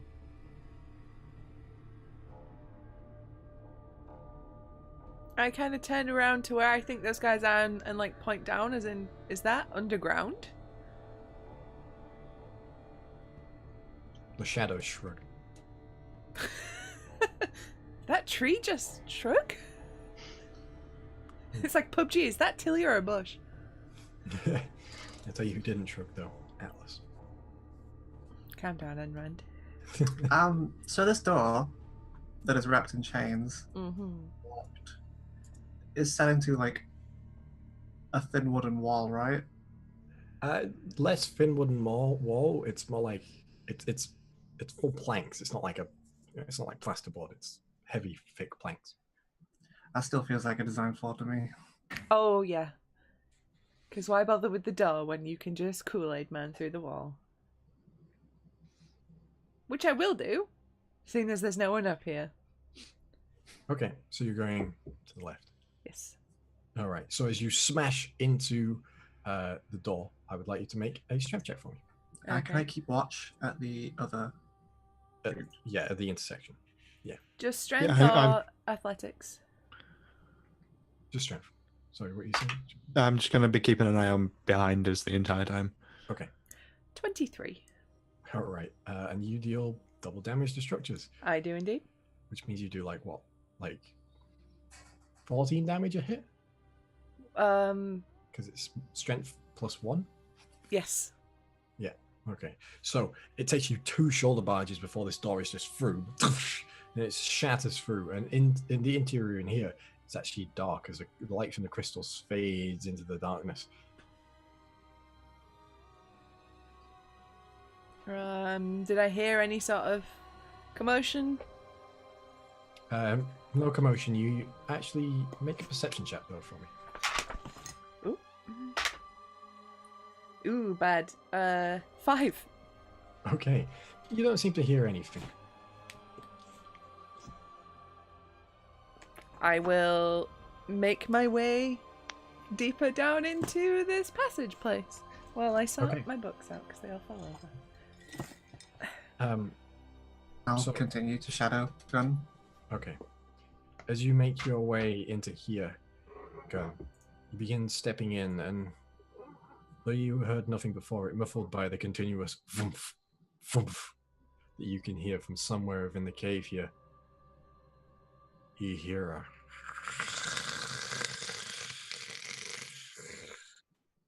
a as 4 sets of blue eyes open in the darkness.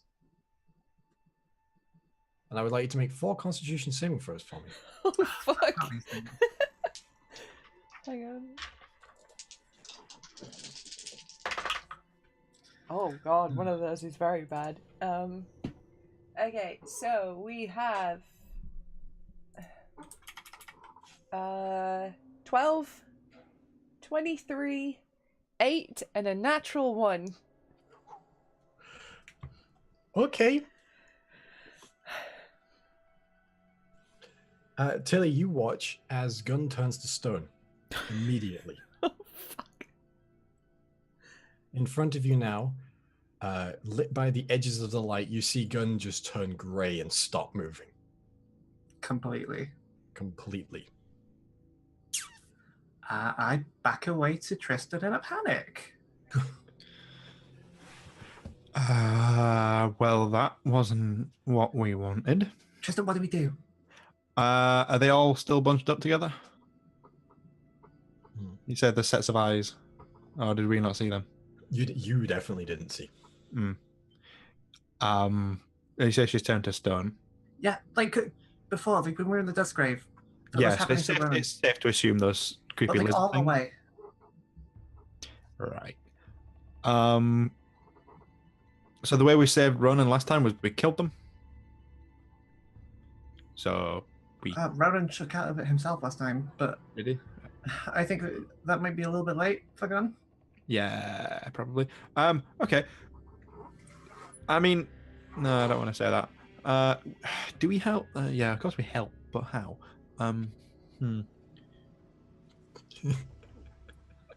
This isn't really. I'm not melee. I'm trying to think my way around. Sorry. Well, we're gonna have to get closer to at least try and figure out what to do. When she turned to stone, was she like rooted into the ground? Or she You just couldn't see. balanced? It's very dark, and you don't have dark vision, unfortunately. Oof. Like if we go in there, Tristan, the same thing is going to happen to us. I think. Maybe. I can be invisible again. I don't know if that actually affects it for them, but Maybe if they can't see me, they won't attack me. And I might be able to do something about it. I mean, you could try and drag her out of the room at the least.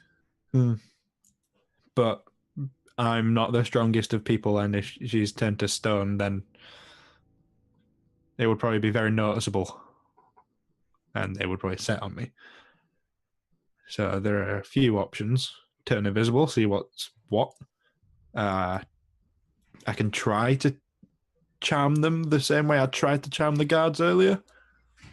Hope that it works this time. Does that work on, like, monsters? I mean, it works on anything that can see, as far as I'm aware. Mind you, that kind of thing didn't work last time on the undead things.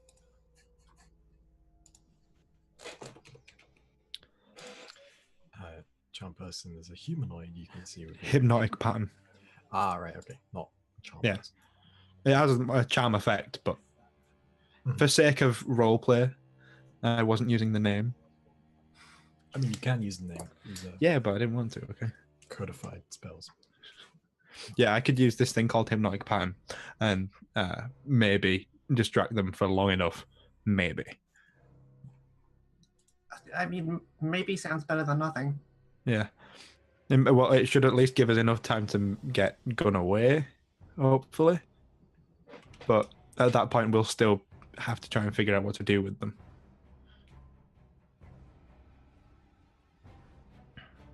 I mean, I guess we may as well give it a try. Okay. And in which case, I will again turn invisible. Okay, so and get closer. You turn invisible? I'm still being stealthy, just in case being invisible doesn't do anything. I'm not taking chances. Okay.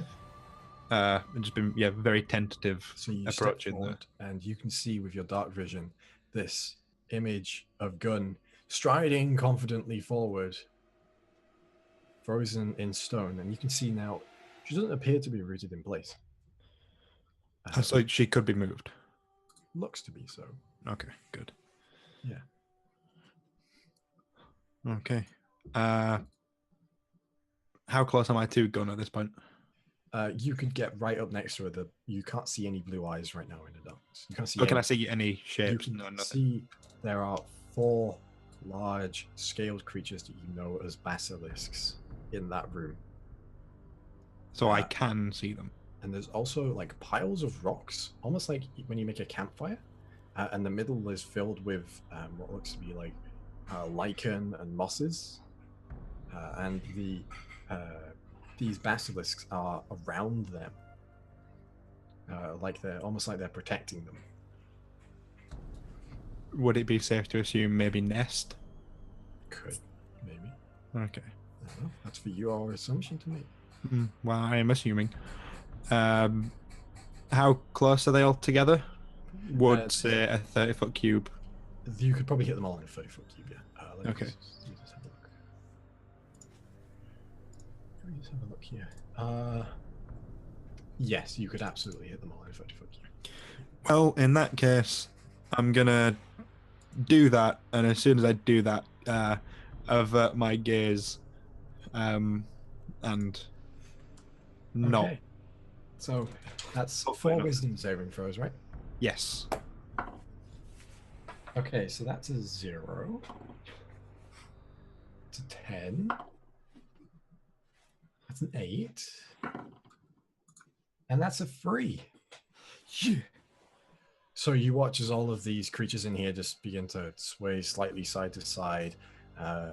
Their eyes go vacant. You can see now as the pupils inside these glowing blue eyes just dilate and are looking off in random directions as they just sort of slumber. One of them sort of falls over as if it's just sort of gone very tired all of a sudden. I'll call Tilly down straight away. Yeah, I'm going to run in, just kind of looking at the floor still, just in case, and try and drag Gun out. Mm-hmm. Okay, make a strength check for me. I'm also helping with the Sure dragging of can. Gun. With advantage, Tilly. Oh boy. The best of those is going to be a 17. Okay. Fortunately, Gun weighs about the same in stone as she does in flesh. and you drag her out, being careful not to snap or chip any bits off. And as you get her to the end of the corridor and back out into the light now, you can see Gun is there. Confident look on her face, arms outstretched in a strong walking position. Okay, so they're only stunned like that for a minute. So what would you like to do? Right, because I don't know how to help Gun in this state. We could cover up that hole with something so they don't come out after us. That might be smart. Could do. Do we have anything that we could cover it up with, maybe? We have 4 huge elven vases that we're never going to fucking sell, Tristan. I will sell them. I mean, we could just go past. I mean, they have no idea about me, and I think they're just too stupid to, when they wake up, figure out what's happened. Namari, Yes? can you roll the damage dice of Thunderclap 12 times for me, please? And add it all together. I'm using roll 20 for that. Okay. Can we hear any of these thunderclaps? Yeah, we've been hearing them. Yeah, and just check. You don't know where they're coming from, but you can hear. Thump, Yeah. So what do we do with Gun? I genuinely do not know. I feel like she's probably going to be really angry no matter what we do. So 84. Okay. Good to know. Can we take the vases out and put Gun in? in the bag? I mean, maybe. I mean, it would keep us safe. Yeah, I suppose. I mean, would she be able to fit through the bag? Like, Well, if you pull the drawstrings open, maybe. Hmm. You can certainly try. Do you want to try? I'm saying, right, if we do this, this is your idea, and you are taking full responsibility. I mean, it's better than us just leaving her in a tunnel. This is very true. Okay. We attempt to put Gun in the bag. Okay, so you take a couple of the elven vases out. And you... I know why you're laughing. This is smart. This is wise. You put your petrified party member in the bag of holding, and you see the top of her head. Boop, go There below we go.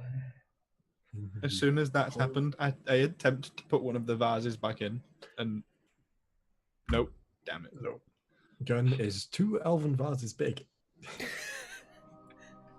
Good to know.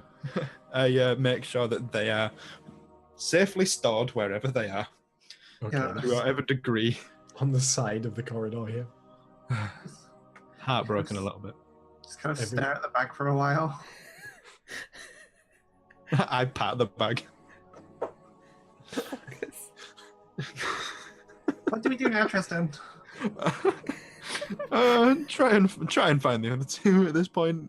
Hopefully, maybe, or just try not to die. Just did not see this playing out with me ending up in a bag of holding. I Okay. don't think anyone ever expects to end up in a bag of holding. Meanwhile, Oh boy.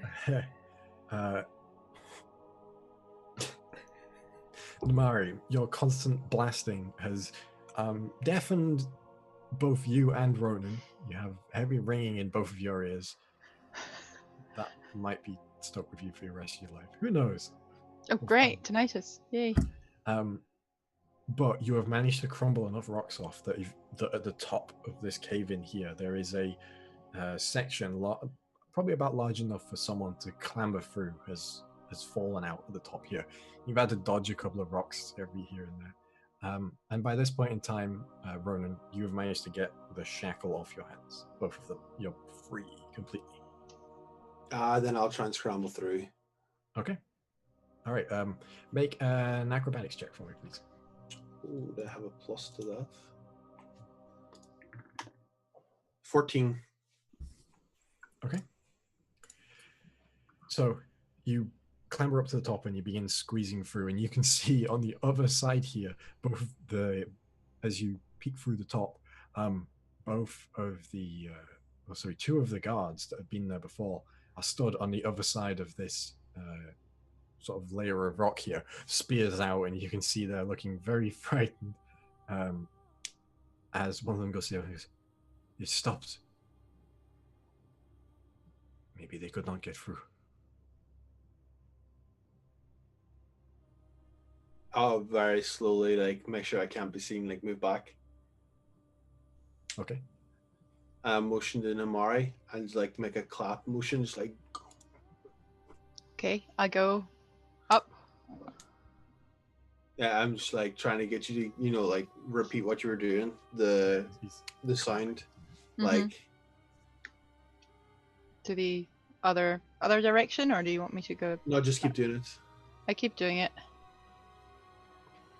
Okay, so once again, poof, poof, and you see, as you look back through the hole down running, as you're shaking against this wall as it's being hit constantly by these blasts of thunder, you see that they sort of are still very tense, but one of them is like, they're still trying. Do they have only spears?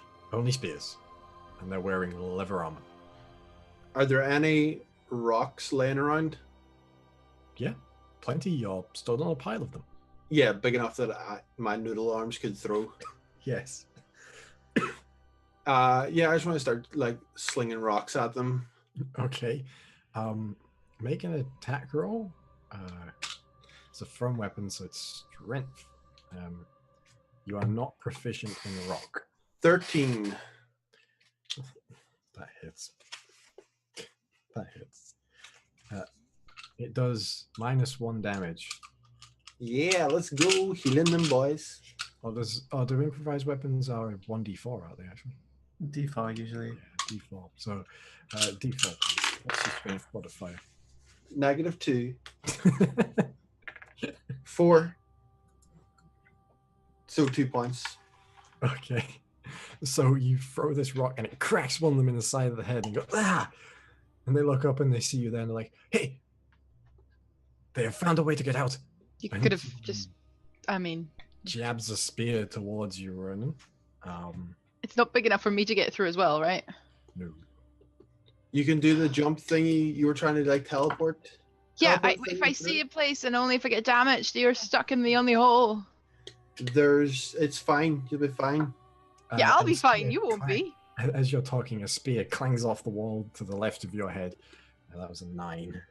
Can I? Yeah, can I clamber on out, like, to the other side? You can clamber on out, and you drop down the other side, and you're faced with 2 guards now, holding spears towards you, and the other one's going to try and strike at you.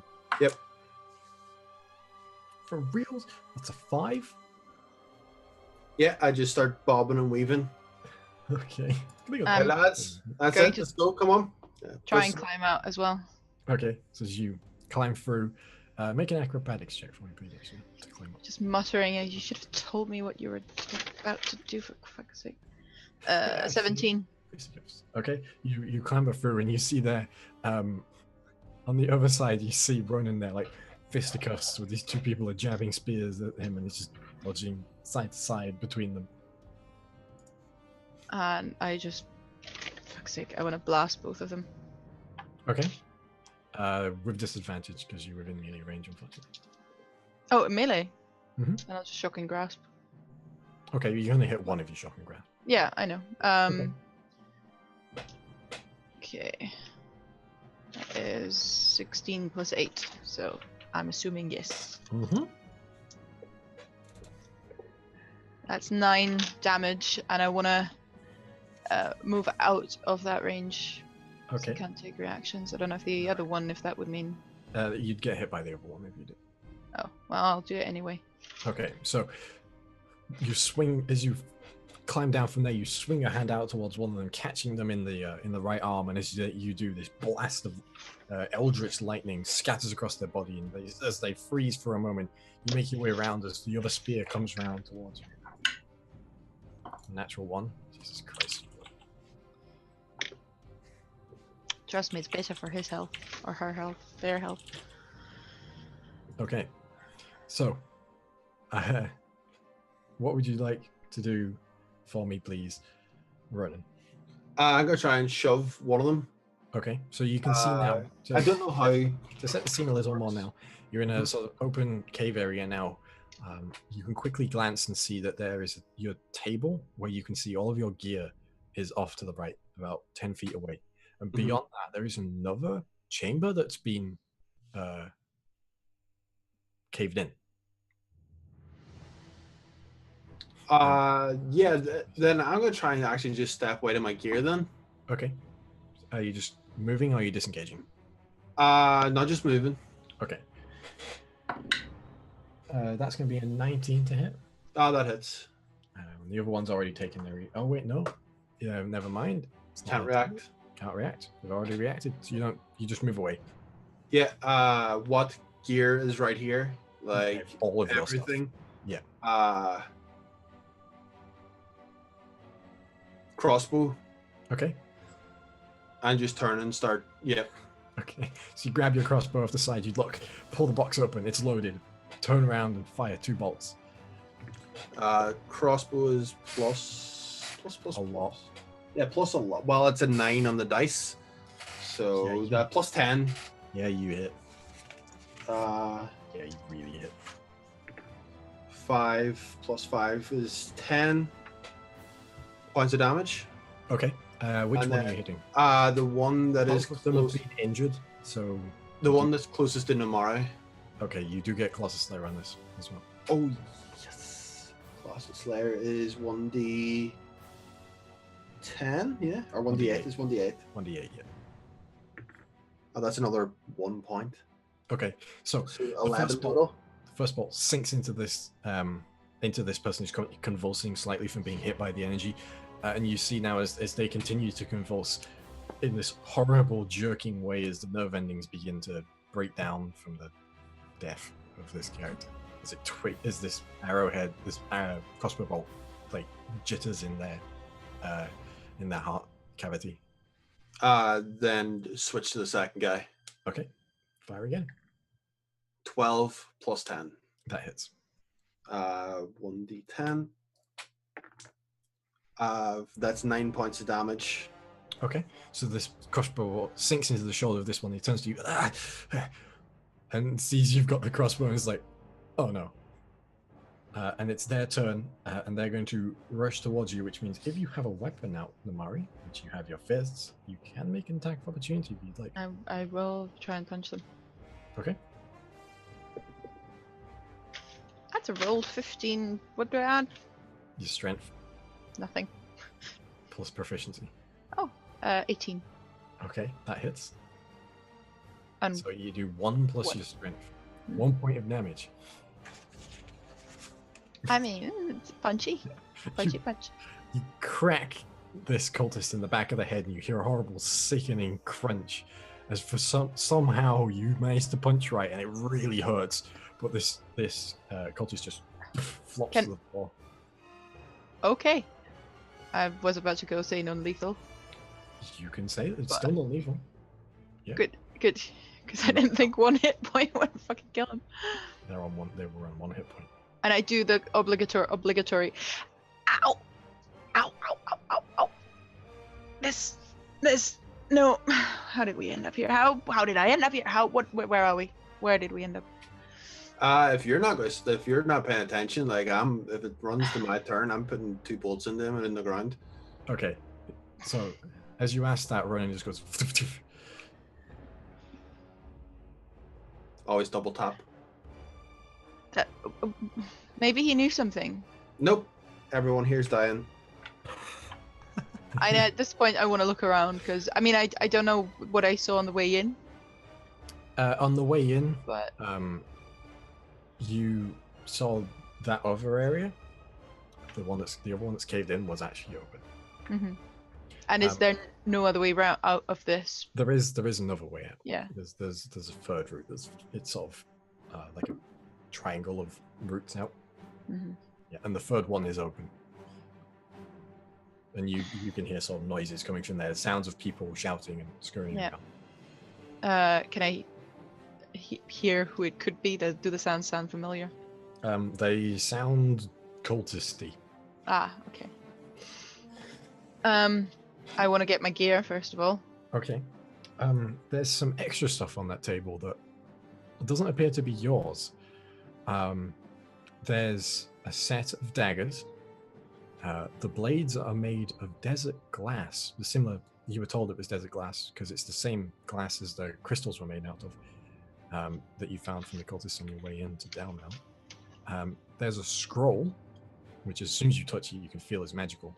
And there is a belt that has 4 small vials in it. So like, leather belt with small. Do you think it belongs to any of the cultists and they leave it here so as not to damage it? Remember what happened last time we ran in? I was just planning on taking everything, to be honest. Okay. Like grabbing the daggers at least. Yeah. Is the caved in part the part where we came in through? No. We came in through the currently open one, yeah? The currently open one? Yeah. Okay. Making Okay, sure the thing's reloaded. Yeah. What's the scroll? Can I open the scroll and see what it is? It's make an Arcana check for me, actually. Rolling well today. Oh, just 13. 13. Okay. What level is that spell? Unfortunately, it's you can't identify what it is. You look at it and the arcane runes just blur in your vision and give you a headache. I'll look at that later. Carefully onwards, moving, trying not to get killed. Move slowly, stick to the walls. Don't leave yourself out in the open. I cast Pass Without a Trace on us. Thanks. Okay. So now we want to move forward stealthily. All right, both of you make stealth checks for me. And while you're making those, Tilly, Tristan, the party gets smaller every time. Tilly, Tristan, what are you doing? Like Tristan, gun is a garden ornament. Mm-hmm. Rowan might be dead. Mm-hmm. And I have no idea when the mirror is. Mm-hmm. One of these days you'll get my name right. One of these Doing days. it on purpose. I know, but Here, you notice now that the sound that has stopped. Yeah. I don't know if that's a good thing or a bad thing. We can go down there and try and cause some havoc, but I'm not fighting down to the line on this one with just 2 of us. Yeah, no. If things start to get bad, I'm out. And I Same. suggest you follow me. Yeah, no, I feel like you don't need to explain that to me. I feel like we are the ones who will biggity bounce when things get... Like, we're on the same page. Just one of us is carrying a dwarf. Okay, let's try and do this quietly. Yep. And I'm going to start trying to sneak down that other tunnel. Okay. Both of you make stealth checks for me, please. So now that everyone apart from the lawn gnome is making a stealth check, I'd like to know what they all are. That's 22 from me. It's a 21 from me. 30 from me. 37. Fuck you. Bearing in mind, I still look like the old man, just in case we come up on them. And Namara's seen that old man before. All right. And technically you have a stealth of like 10 billion gun because no one can see you. How did this go so badly? Have you met us? We haven't messed up yet. I mean, that's very subjective. I mean, we haven't. I am in Guns ended up in the our bag of fucking holding. Yeah, you can't be hit. Okay. You're completely stealth. Tilly, Tristan, you begin to make your way down this corridor and it snakes round to the right. And you see there is, in this area now, it's currently deserted down here, but it is a large open chamber with a, you can see the mine track that you've been following curves up in this long, rickety, almost like a roller coaster, a track that goes up and around the outside of this chamber and goes up, and you can see, due to the light of the crystals in here, that it goes up and into another passage at the top. And there's a couple of minecarts down here that are on a side track that feeds into this main track. But we don't see any people? No people. Deserted currently down here. Can we hear anything? You can hear the sounds of shouting above you. I don't think they're going to come to us. No. And the shouting's probably some sort of fight, and if we know how to, they probably aren't going down without one.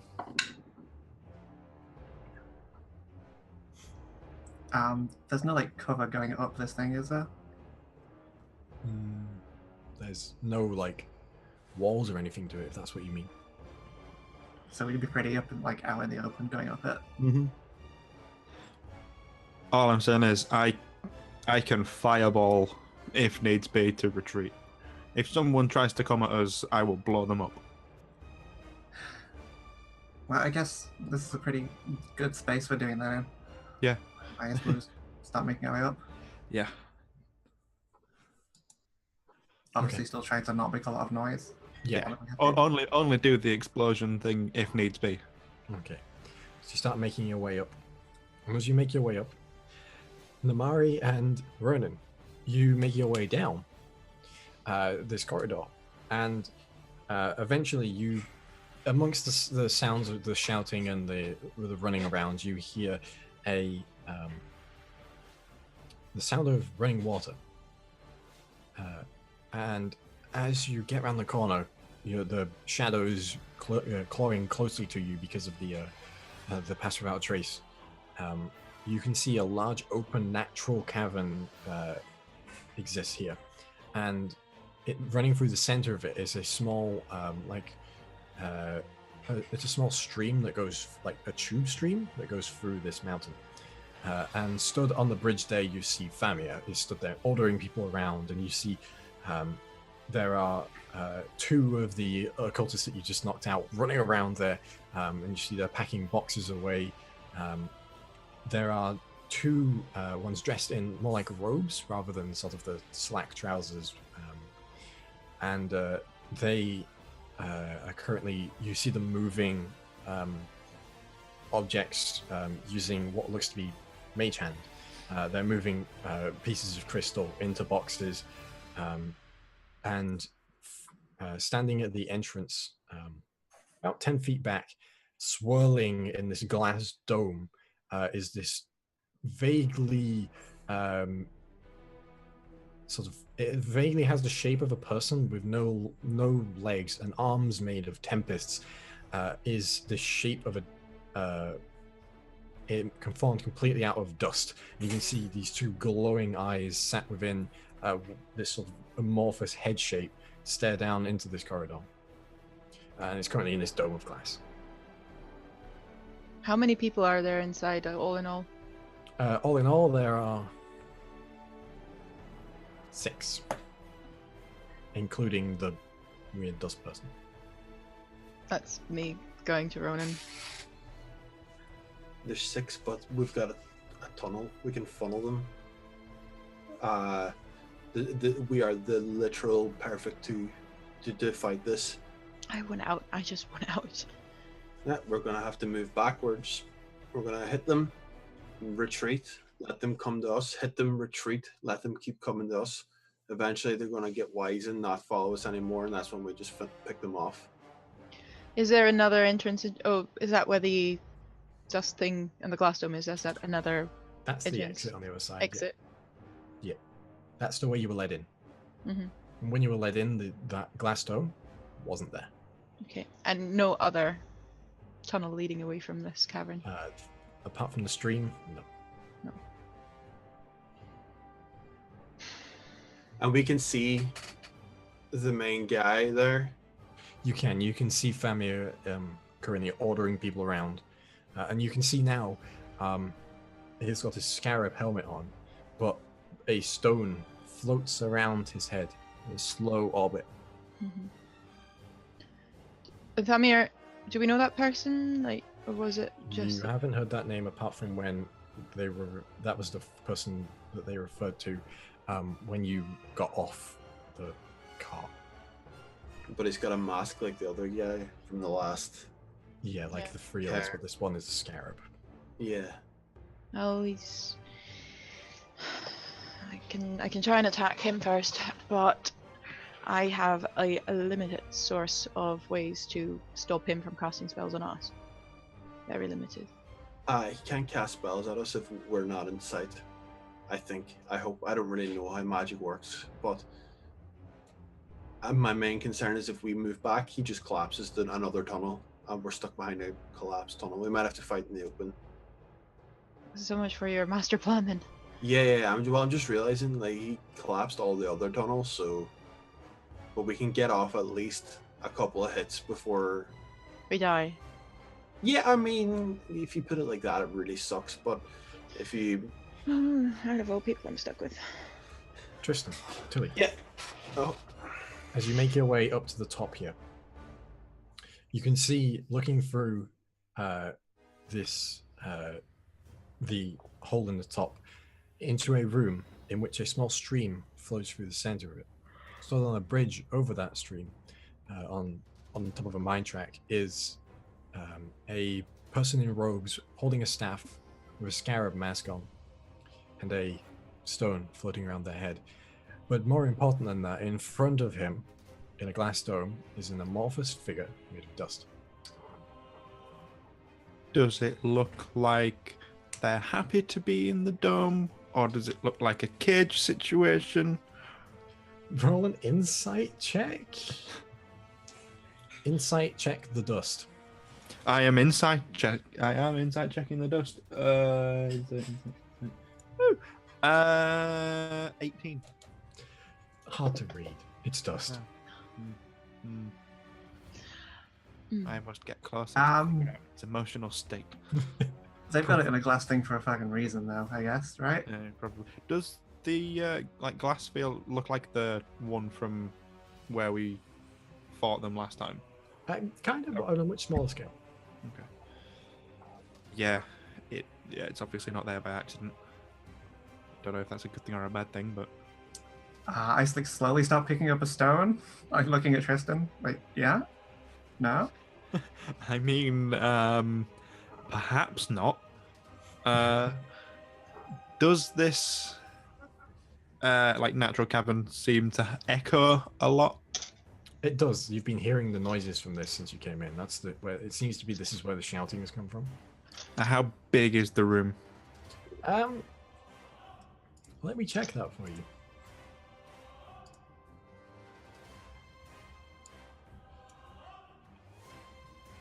Very big, like 150 feet. Okay. And is sort of our tunnel entrance the only one around where we are? That Or you can see from your current position. okay. How close together are all these people? Fairly spread apart. The sort of in twos. Every now and again, a third one will move close and then move away. I could really freak them out. Do you want to just go all in on the important looking one? Well, maybe, but as I said, I can kind of try to freak them out. Just make a sound and hope that the echo really amplifies it. I can literally be sort of any noise I want. I'm thinking like a wolf's howl or something, just to really freak them out. Like, why would a wolf be down here? You know. I'm not sure that playing mind games with them really gets us anywhere, though. It makes me feel better. Yeah, but we could also just kill them. Believe. Oh, that too. You know what? I'm game to try at least once. And if it doesn't work, run. Okay, so what exactly are you doing? Do we want to try and fight these guys? You said you could do a fireball, right? I can do a fireball, but you said they're not very close together, right? You could. Who are you wanting to hit as the main target of the fireball? The guy with the mask seems like the most high up in the chain. So You could hit them and 2 other people, but you would also hit the glass dome. Yeah, screw it. Let's do that. Okay. But before I do, I get into cover before that happens. Hmm. Stay hidden. yeah, I'd like to. Just want to plan this. All means. Yeah.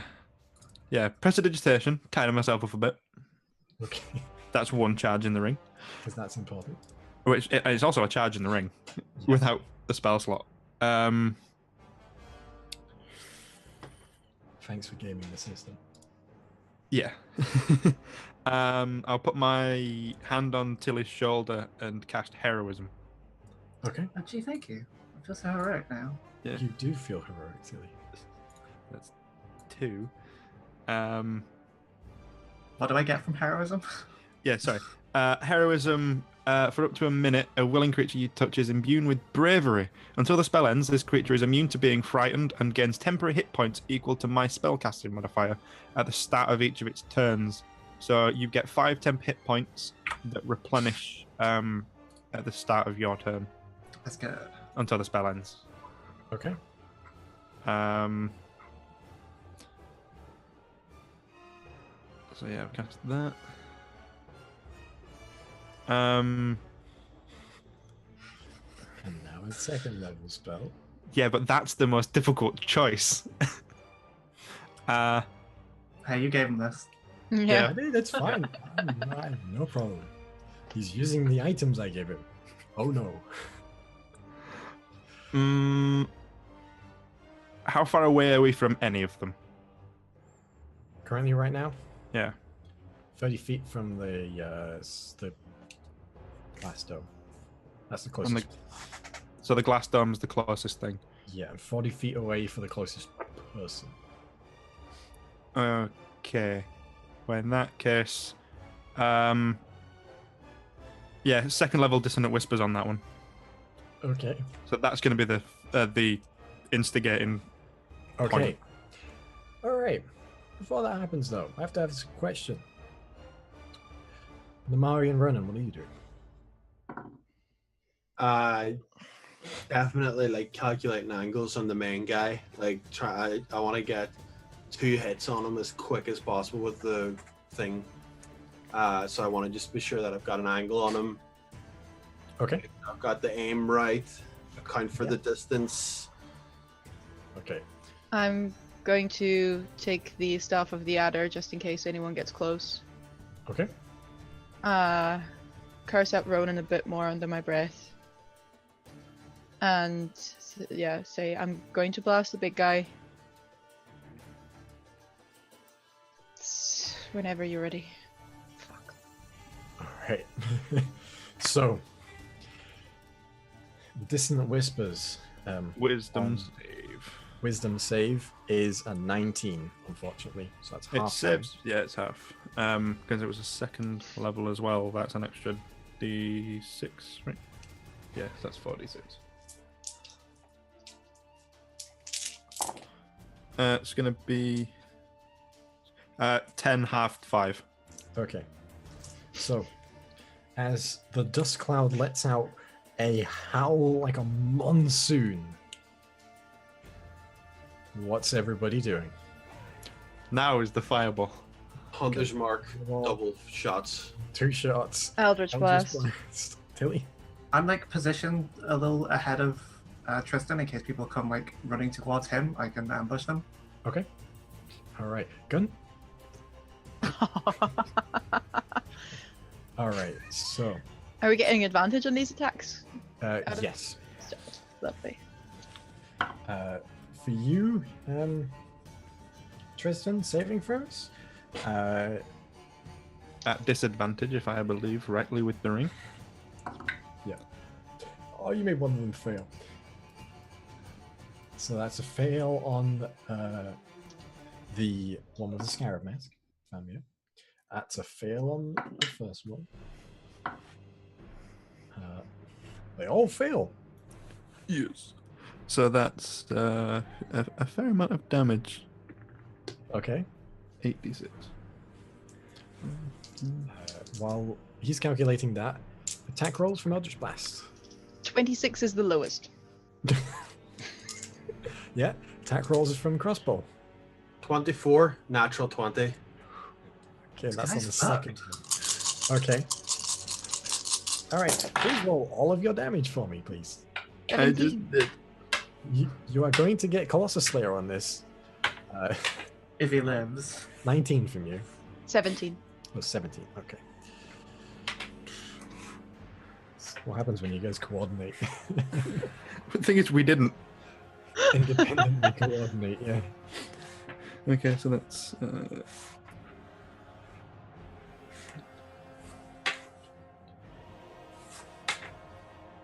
27 points of fire damage.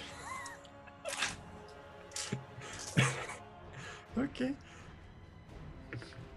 I'm never going to bother you loading you guys onto the battle map. I'm going to be dead. It's alright. The only dice that got a 6 as well was one you gave me. So You're welcome. I'm very thankful for that. The sky and the sea.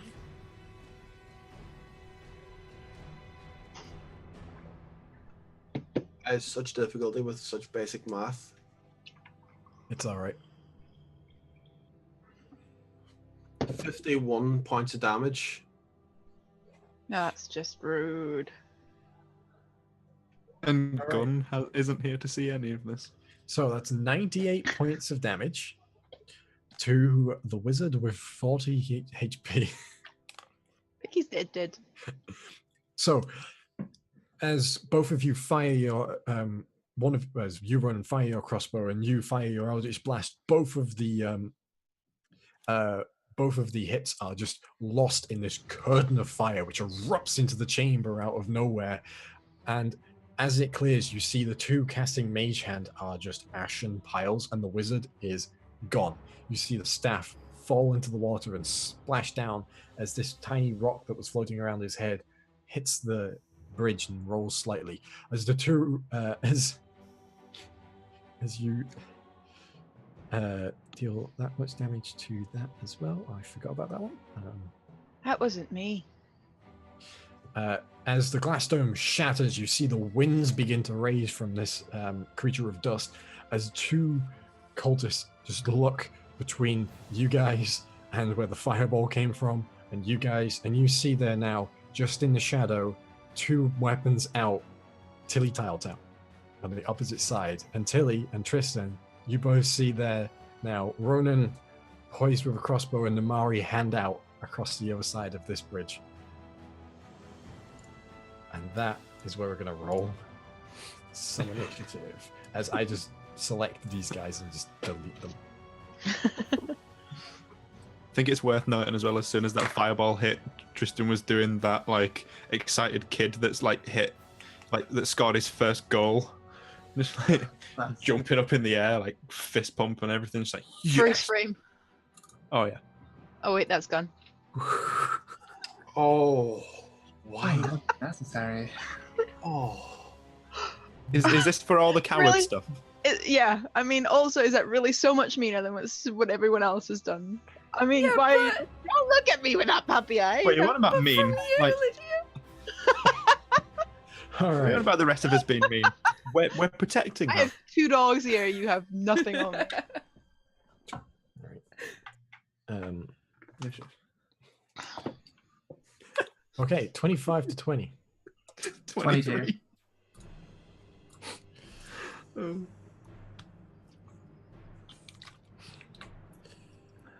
Okay, 15 to 20.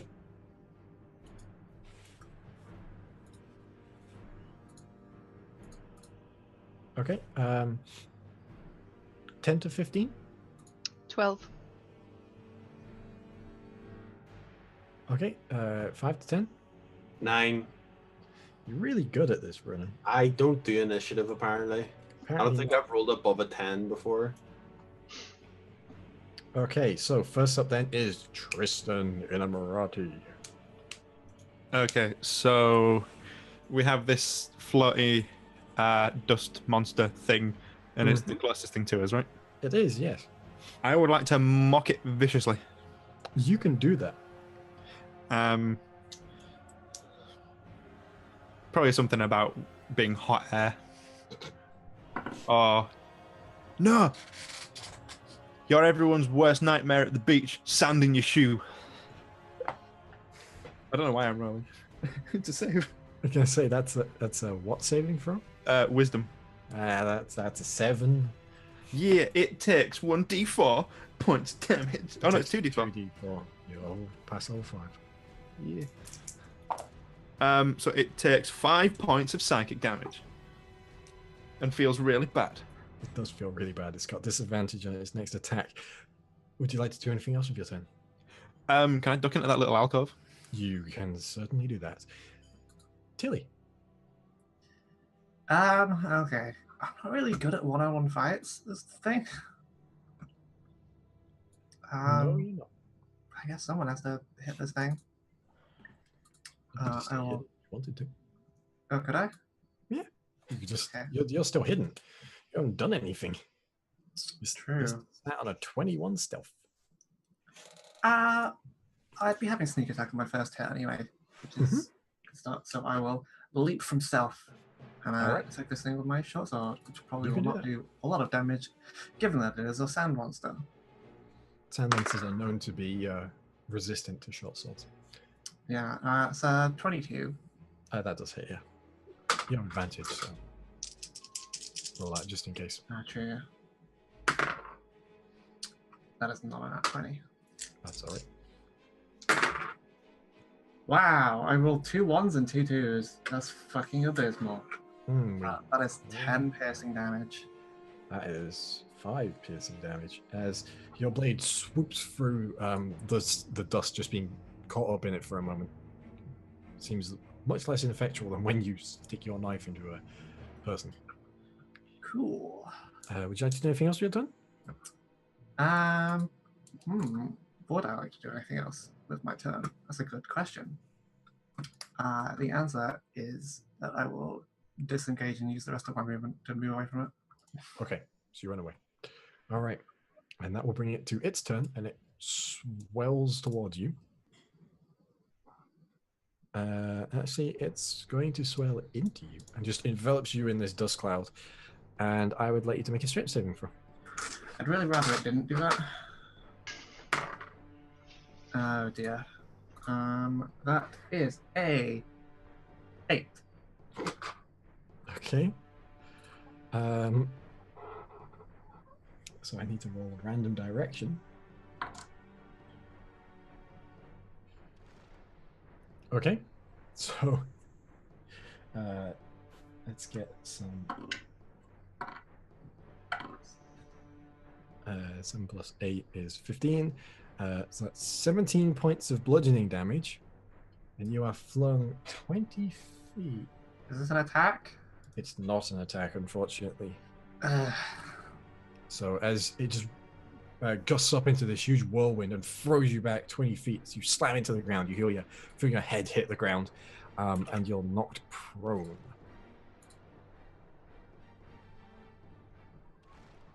Oh. You also take some more damage. Oh. Another 14 points of bludgeoning damage from hitting the floor.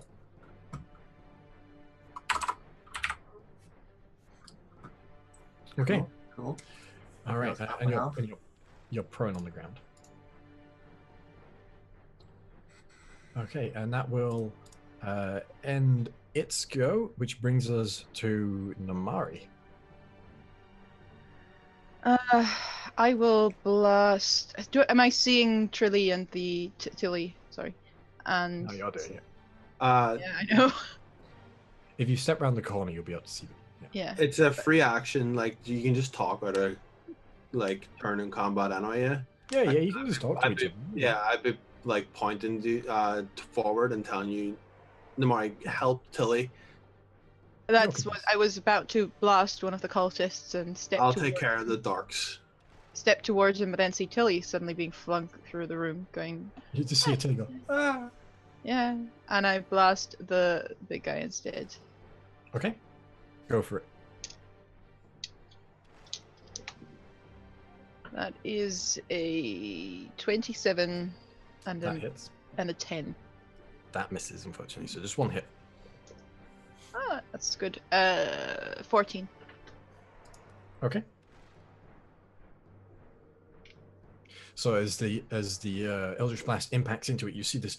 As it hits, the area around where it hits seems to just sort of bend in, like goes concave, as it just and it folds back out again. And it seems like this has caused some real damage to the creature. Anything else you'd like to do with your turn? No, not right now. All right. Which brings us to Brennan. So these two guys, these two cultists, what are they wielding? Spears. Spears, and they have bows on their backs. They're Alright. wearing like leather breastplates and greaves and van braces. Are they wielding spears now? Yeah. Currently got spears out, yeah. I'll move to here. Is this a ledge? It is a ledge, yeah. It's How like big? like 8 feet, like a person and a bit tall. Yeah. I'll move up against it, and Okay. I'll move my hunter's mark to this guy. Okay. And I'm gonna hit him twice. Okay.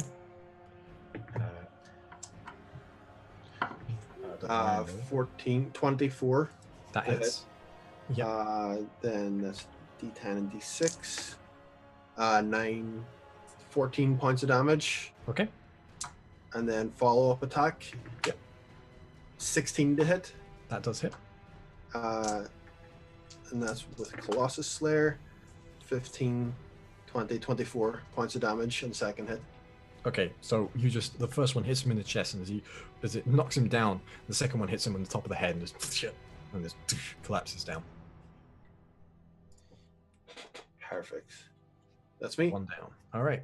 So this cultist here sees you jump in and jumps down and swings their spear into you as they run towards you.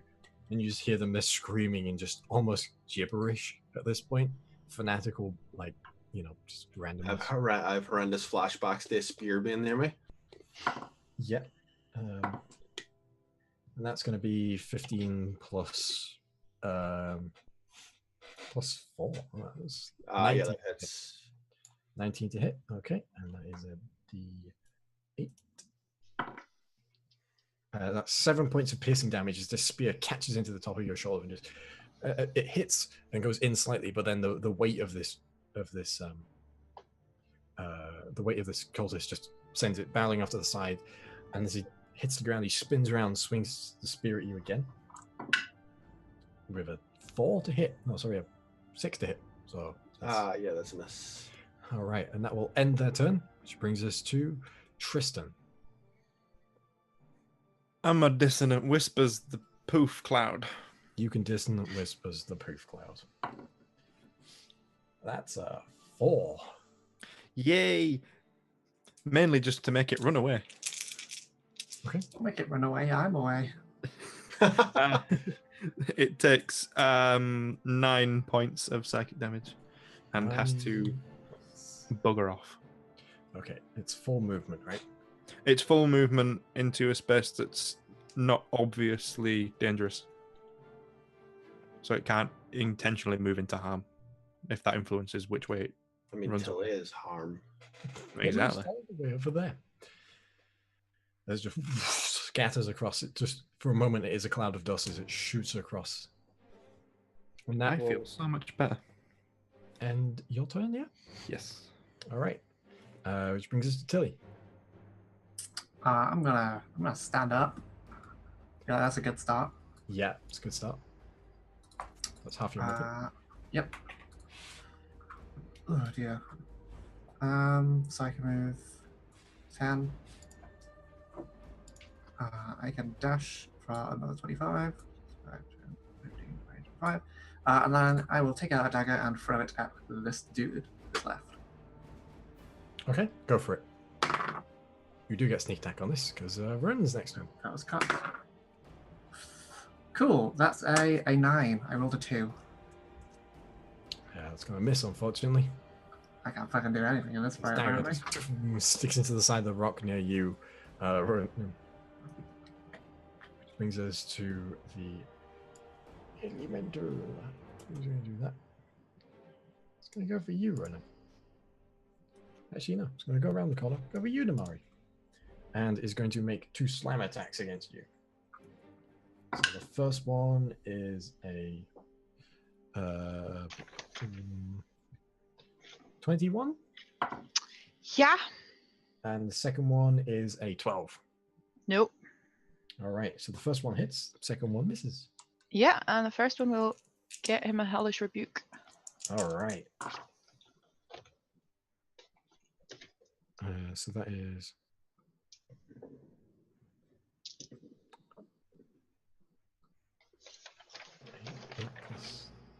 I can't do maths tonight. That's 19 points of bludgeoning damage on you. And what does he need to do for the hellish rebuke? Well, they need Dex save, I believe. Dex. That's a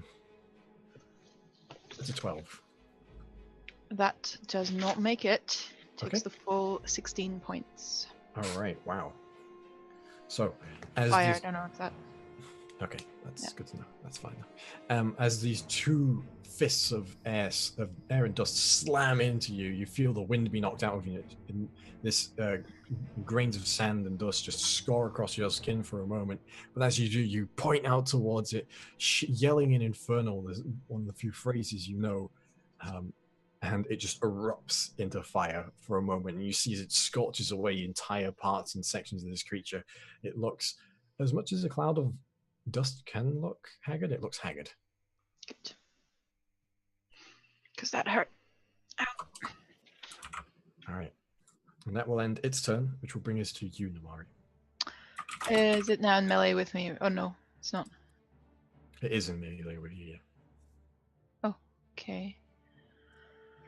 Then I will. I don't know. I don't think the other staff. Would that work on something like that? Poison? I don't know. I will find out the hard way. So what does the other staff do? It makes a regular attack and Right. then poison damage as well, if that applies. Okay, so make your attack roll. Okay. A reach of 5 feet. Proficiency applies. Proficiency and not a spell melee, it's strength, right? Hold on, let me have a read of it for you. Can make a melee attack using the snake head, which has a reach of 5 feet. Your proficiency bonus applies to the attack roll. So it looks like it's just proficiency bonus. Okay. So 13 plus 3 is 16. That does hit. Ooh, good. That is 1 piercing damage. Okay. And DC 5 con save if poison. Unfortunately, it's immune to poison. Yeah. And the snake bites into it, but it doesn't seem to really need to be able to make any contact. It does not seem as if that has harmed it in any way. Yeah, figures. And that will end your turn. Brings us to Ronan. With this guy in melee, I pull out the tower in the other hand. Yeah. Move Hunter's Mark to him, and just twice into the gut. Yeah. Okay. Go for it. That's going to be a 14 to hit. That hits. And this is a small damage dice. Oh. 6 points of damage. Okay. And then a second hit. 14 again. Okay. What's the Slayer on this one? Yeah. Oh, that's better. That's 11. 19, 23. Yeah. All right. Yeah, I rolled 2 1s on the first one, and then I rolled 6 and 5, and then 8 on the Colossus Slayer. So, using the distraction from Tilly for a moment, you jam your blade into the back of this cultist, and as you feel it come out the other side, you use the momentum and the weight, and you spin the cultist round, tearing out the left-hand portion of this cultist body and spilling its guts out as it just struggling with its last breaths to try to grab it all back in as it just tumbles to the ground. And you turn now to see the final thing in this room pummeling on Namari. As this cultist is like falling over, yeah, it's like I'll be able to see Tilly. Yeah. And I'll be like, where the hell's Gun? That's a long story. Is she gonna be helping us or not? Nope. Oh Christ. Tristan. Okay. Well, I'm gonna use my movement. Okay. And run into melee with this thing. Okay. All right.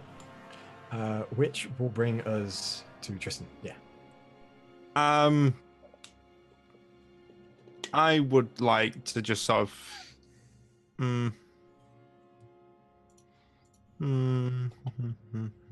If I dash, I can get onto the bridge, right? Yeah. Yeah. I'll just spend this turn then getting onto the bridge. Okay. What are you doing on the bridge? Any bonus action or anything?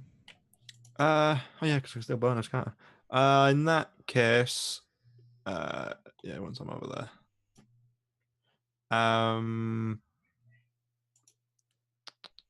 Yeah, I'll bonus action inspire Namari. If I can actually see her, I imagine. You can from there, yeah. Probably the hair thing seems to work, so it'd be a comment on like, wow, windswept hair suits you. What? And that brings us to Tilly. I can't really fucking do anything. Is there like a bucket around near the stream? Sure. Well, fuck it, I will fill that bucket up full of water and toss it at the sand thing. Okay. It's gonna do more than the fucking knife. Ronan, a globule of wet sand hits you in the side of the face. It's really like clammy wet. That's fine. Yeah. Namari. I am going to, still in melee with it, right? Yeah. I'm going to attempt Vampiric Touch. Ooh. I don't know if it's also immune to necrotic damage. That would be my kind of day. Is it a saving throw or is it an attack roll? I think it's an attack roll. Okay. Melee spell. Ooh, not bad. 18 plus 8, so... Yeah. 26. 26, yeah, that hits. And that is 13 points of necrotic damage. Okay. Does it take that? Because I heal half of that. It does take it. As you grab into it, you see these veins appear out of your hand. These sort of blackened tendrils of energy veins stretch out across a portion of this creature, and you see they pulse. And as they do, you feel some of your life force come back into you as you just draw the life energy from this creature. Which will bring us to Ronan. I'm just gonna like slice wildly at it. Okay. With Hunter's Mark move to it. Mm-hmm. Go for it. 24 on the first attack. Yeah, that hits. And am I adding the right modifier? Let me check. I don't want to be. Yeah, +7, so 18 on the second attack. Yeah, both hit. So D6. 11. 15 on the first hit.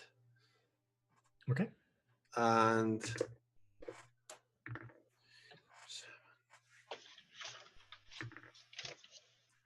12. 16 on the second hit. All right. So as you bring your blade into it, you cut it for the first time, and you can feel they're not doing as much as usual. With the second one, you drive it in towards where its head would be, aiming for the eyes, and as you slice through them, you hear this horrible sound, like an entire storm contained in a single moment before this rush of wind from around you pulls inwards before this entire creature blasts outwards in this cloud of sand, which catches across all of you, spittering across your faces, grazing across all of your faces and down your forearms, and any exposed skin is nicked by like becoming hit by a sheet of sandpaper as it perishes. Well, nothing happened like that when I stabbed it. I want to go to where the cultist was and see if I can gain any knowledge of what they were doing.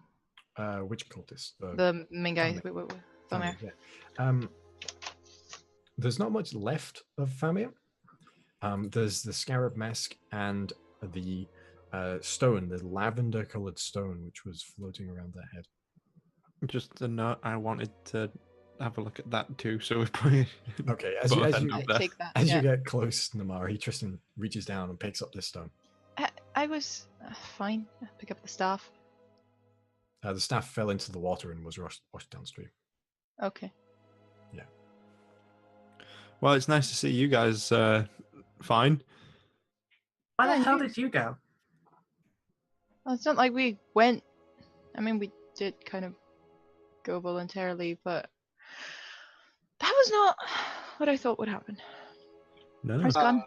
Tristan, you're a good storyteller, and I'm told there's a long story. Mm-hmm. Where the hell is Gunn? Well, long story short. I was just going to say, long story short, and a pat of the bag. What? As Tristan pats the bag, that's where we're in tonight's session. Oh, thanks for playing, everyone. That was interesting. It was fucking something, is what it was. Oh, you're still here. Sorry, you didn't really get to play. I'm getting my revenge. Shut up. Yeah. No. Doesn't help. It's fine.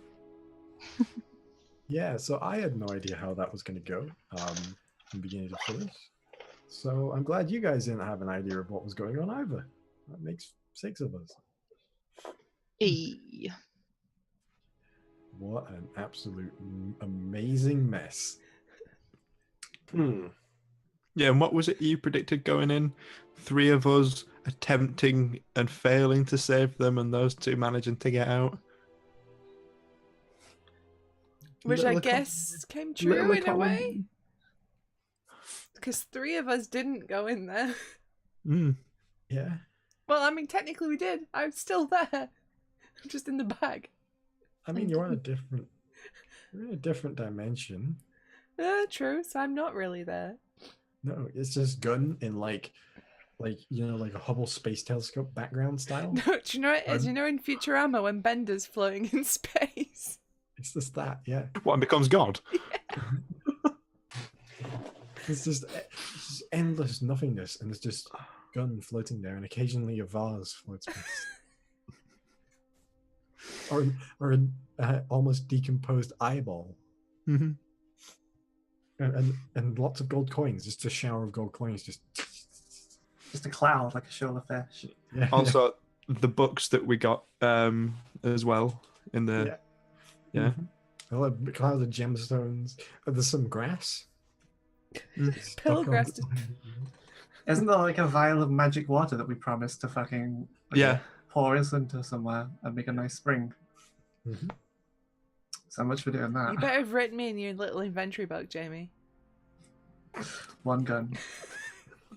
Yeah, but if out of context, I look at that like, wait, what? There's guns in this universe? Don't worry, it's 2 ends. 1 petrified gun.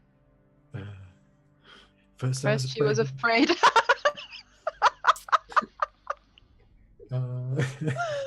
I say I quit. I quit this campaign. You'll have to find another fucking channel. I'm done. Stevie, you're all fired. All right. You can't fire me. I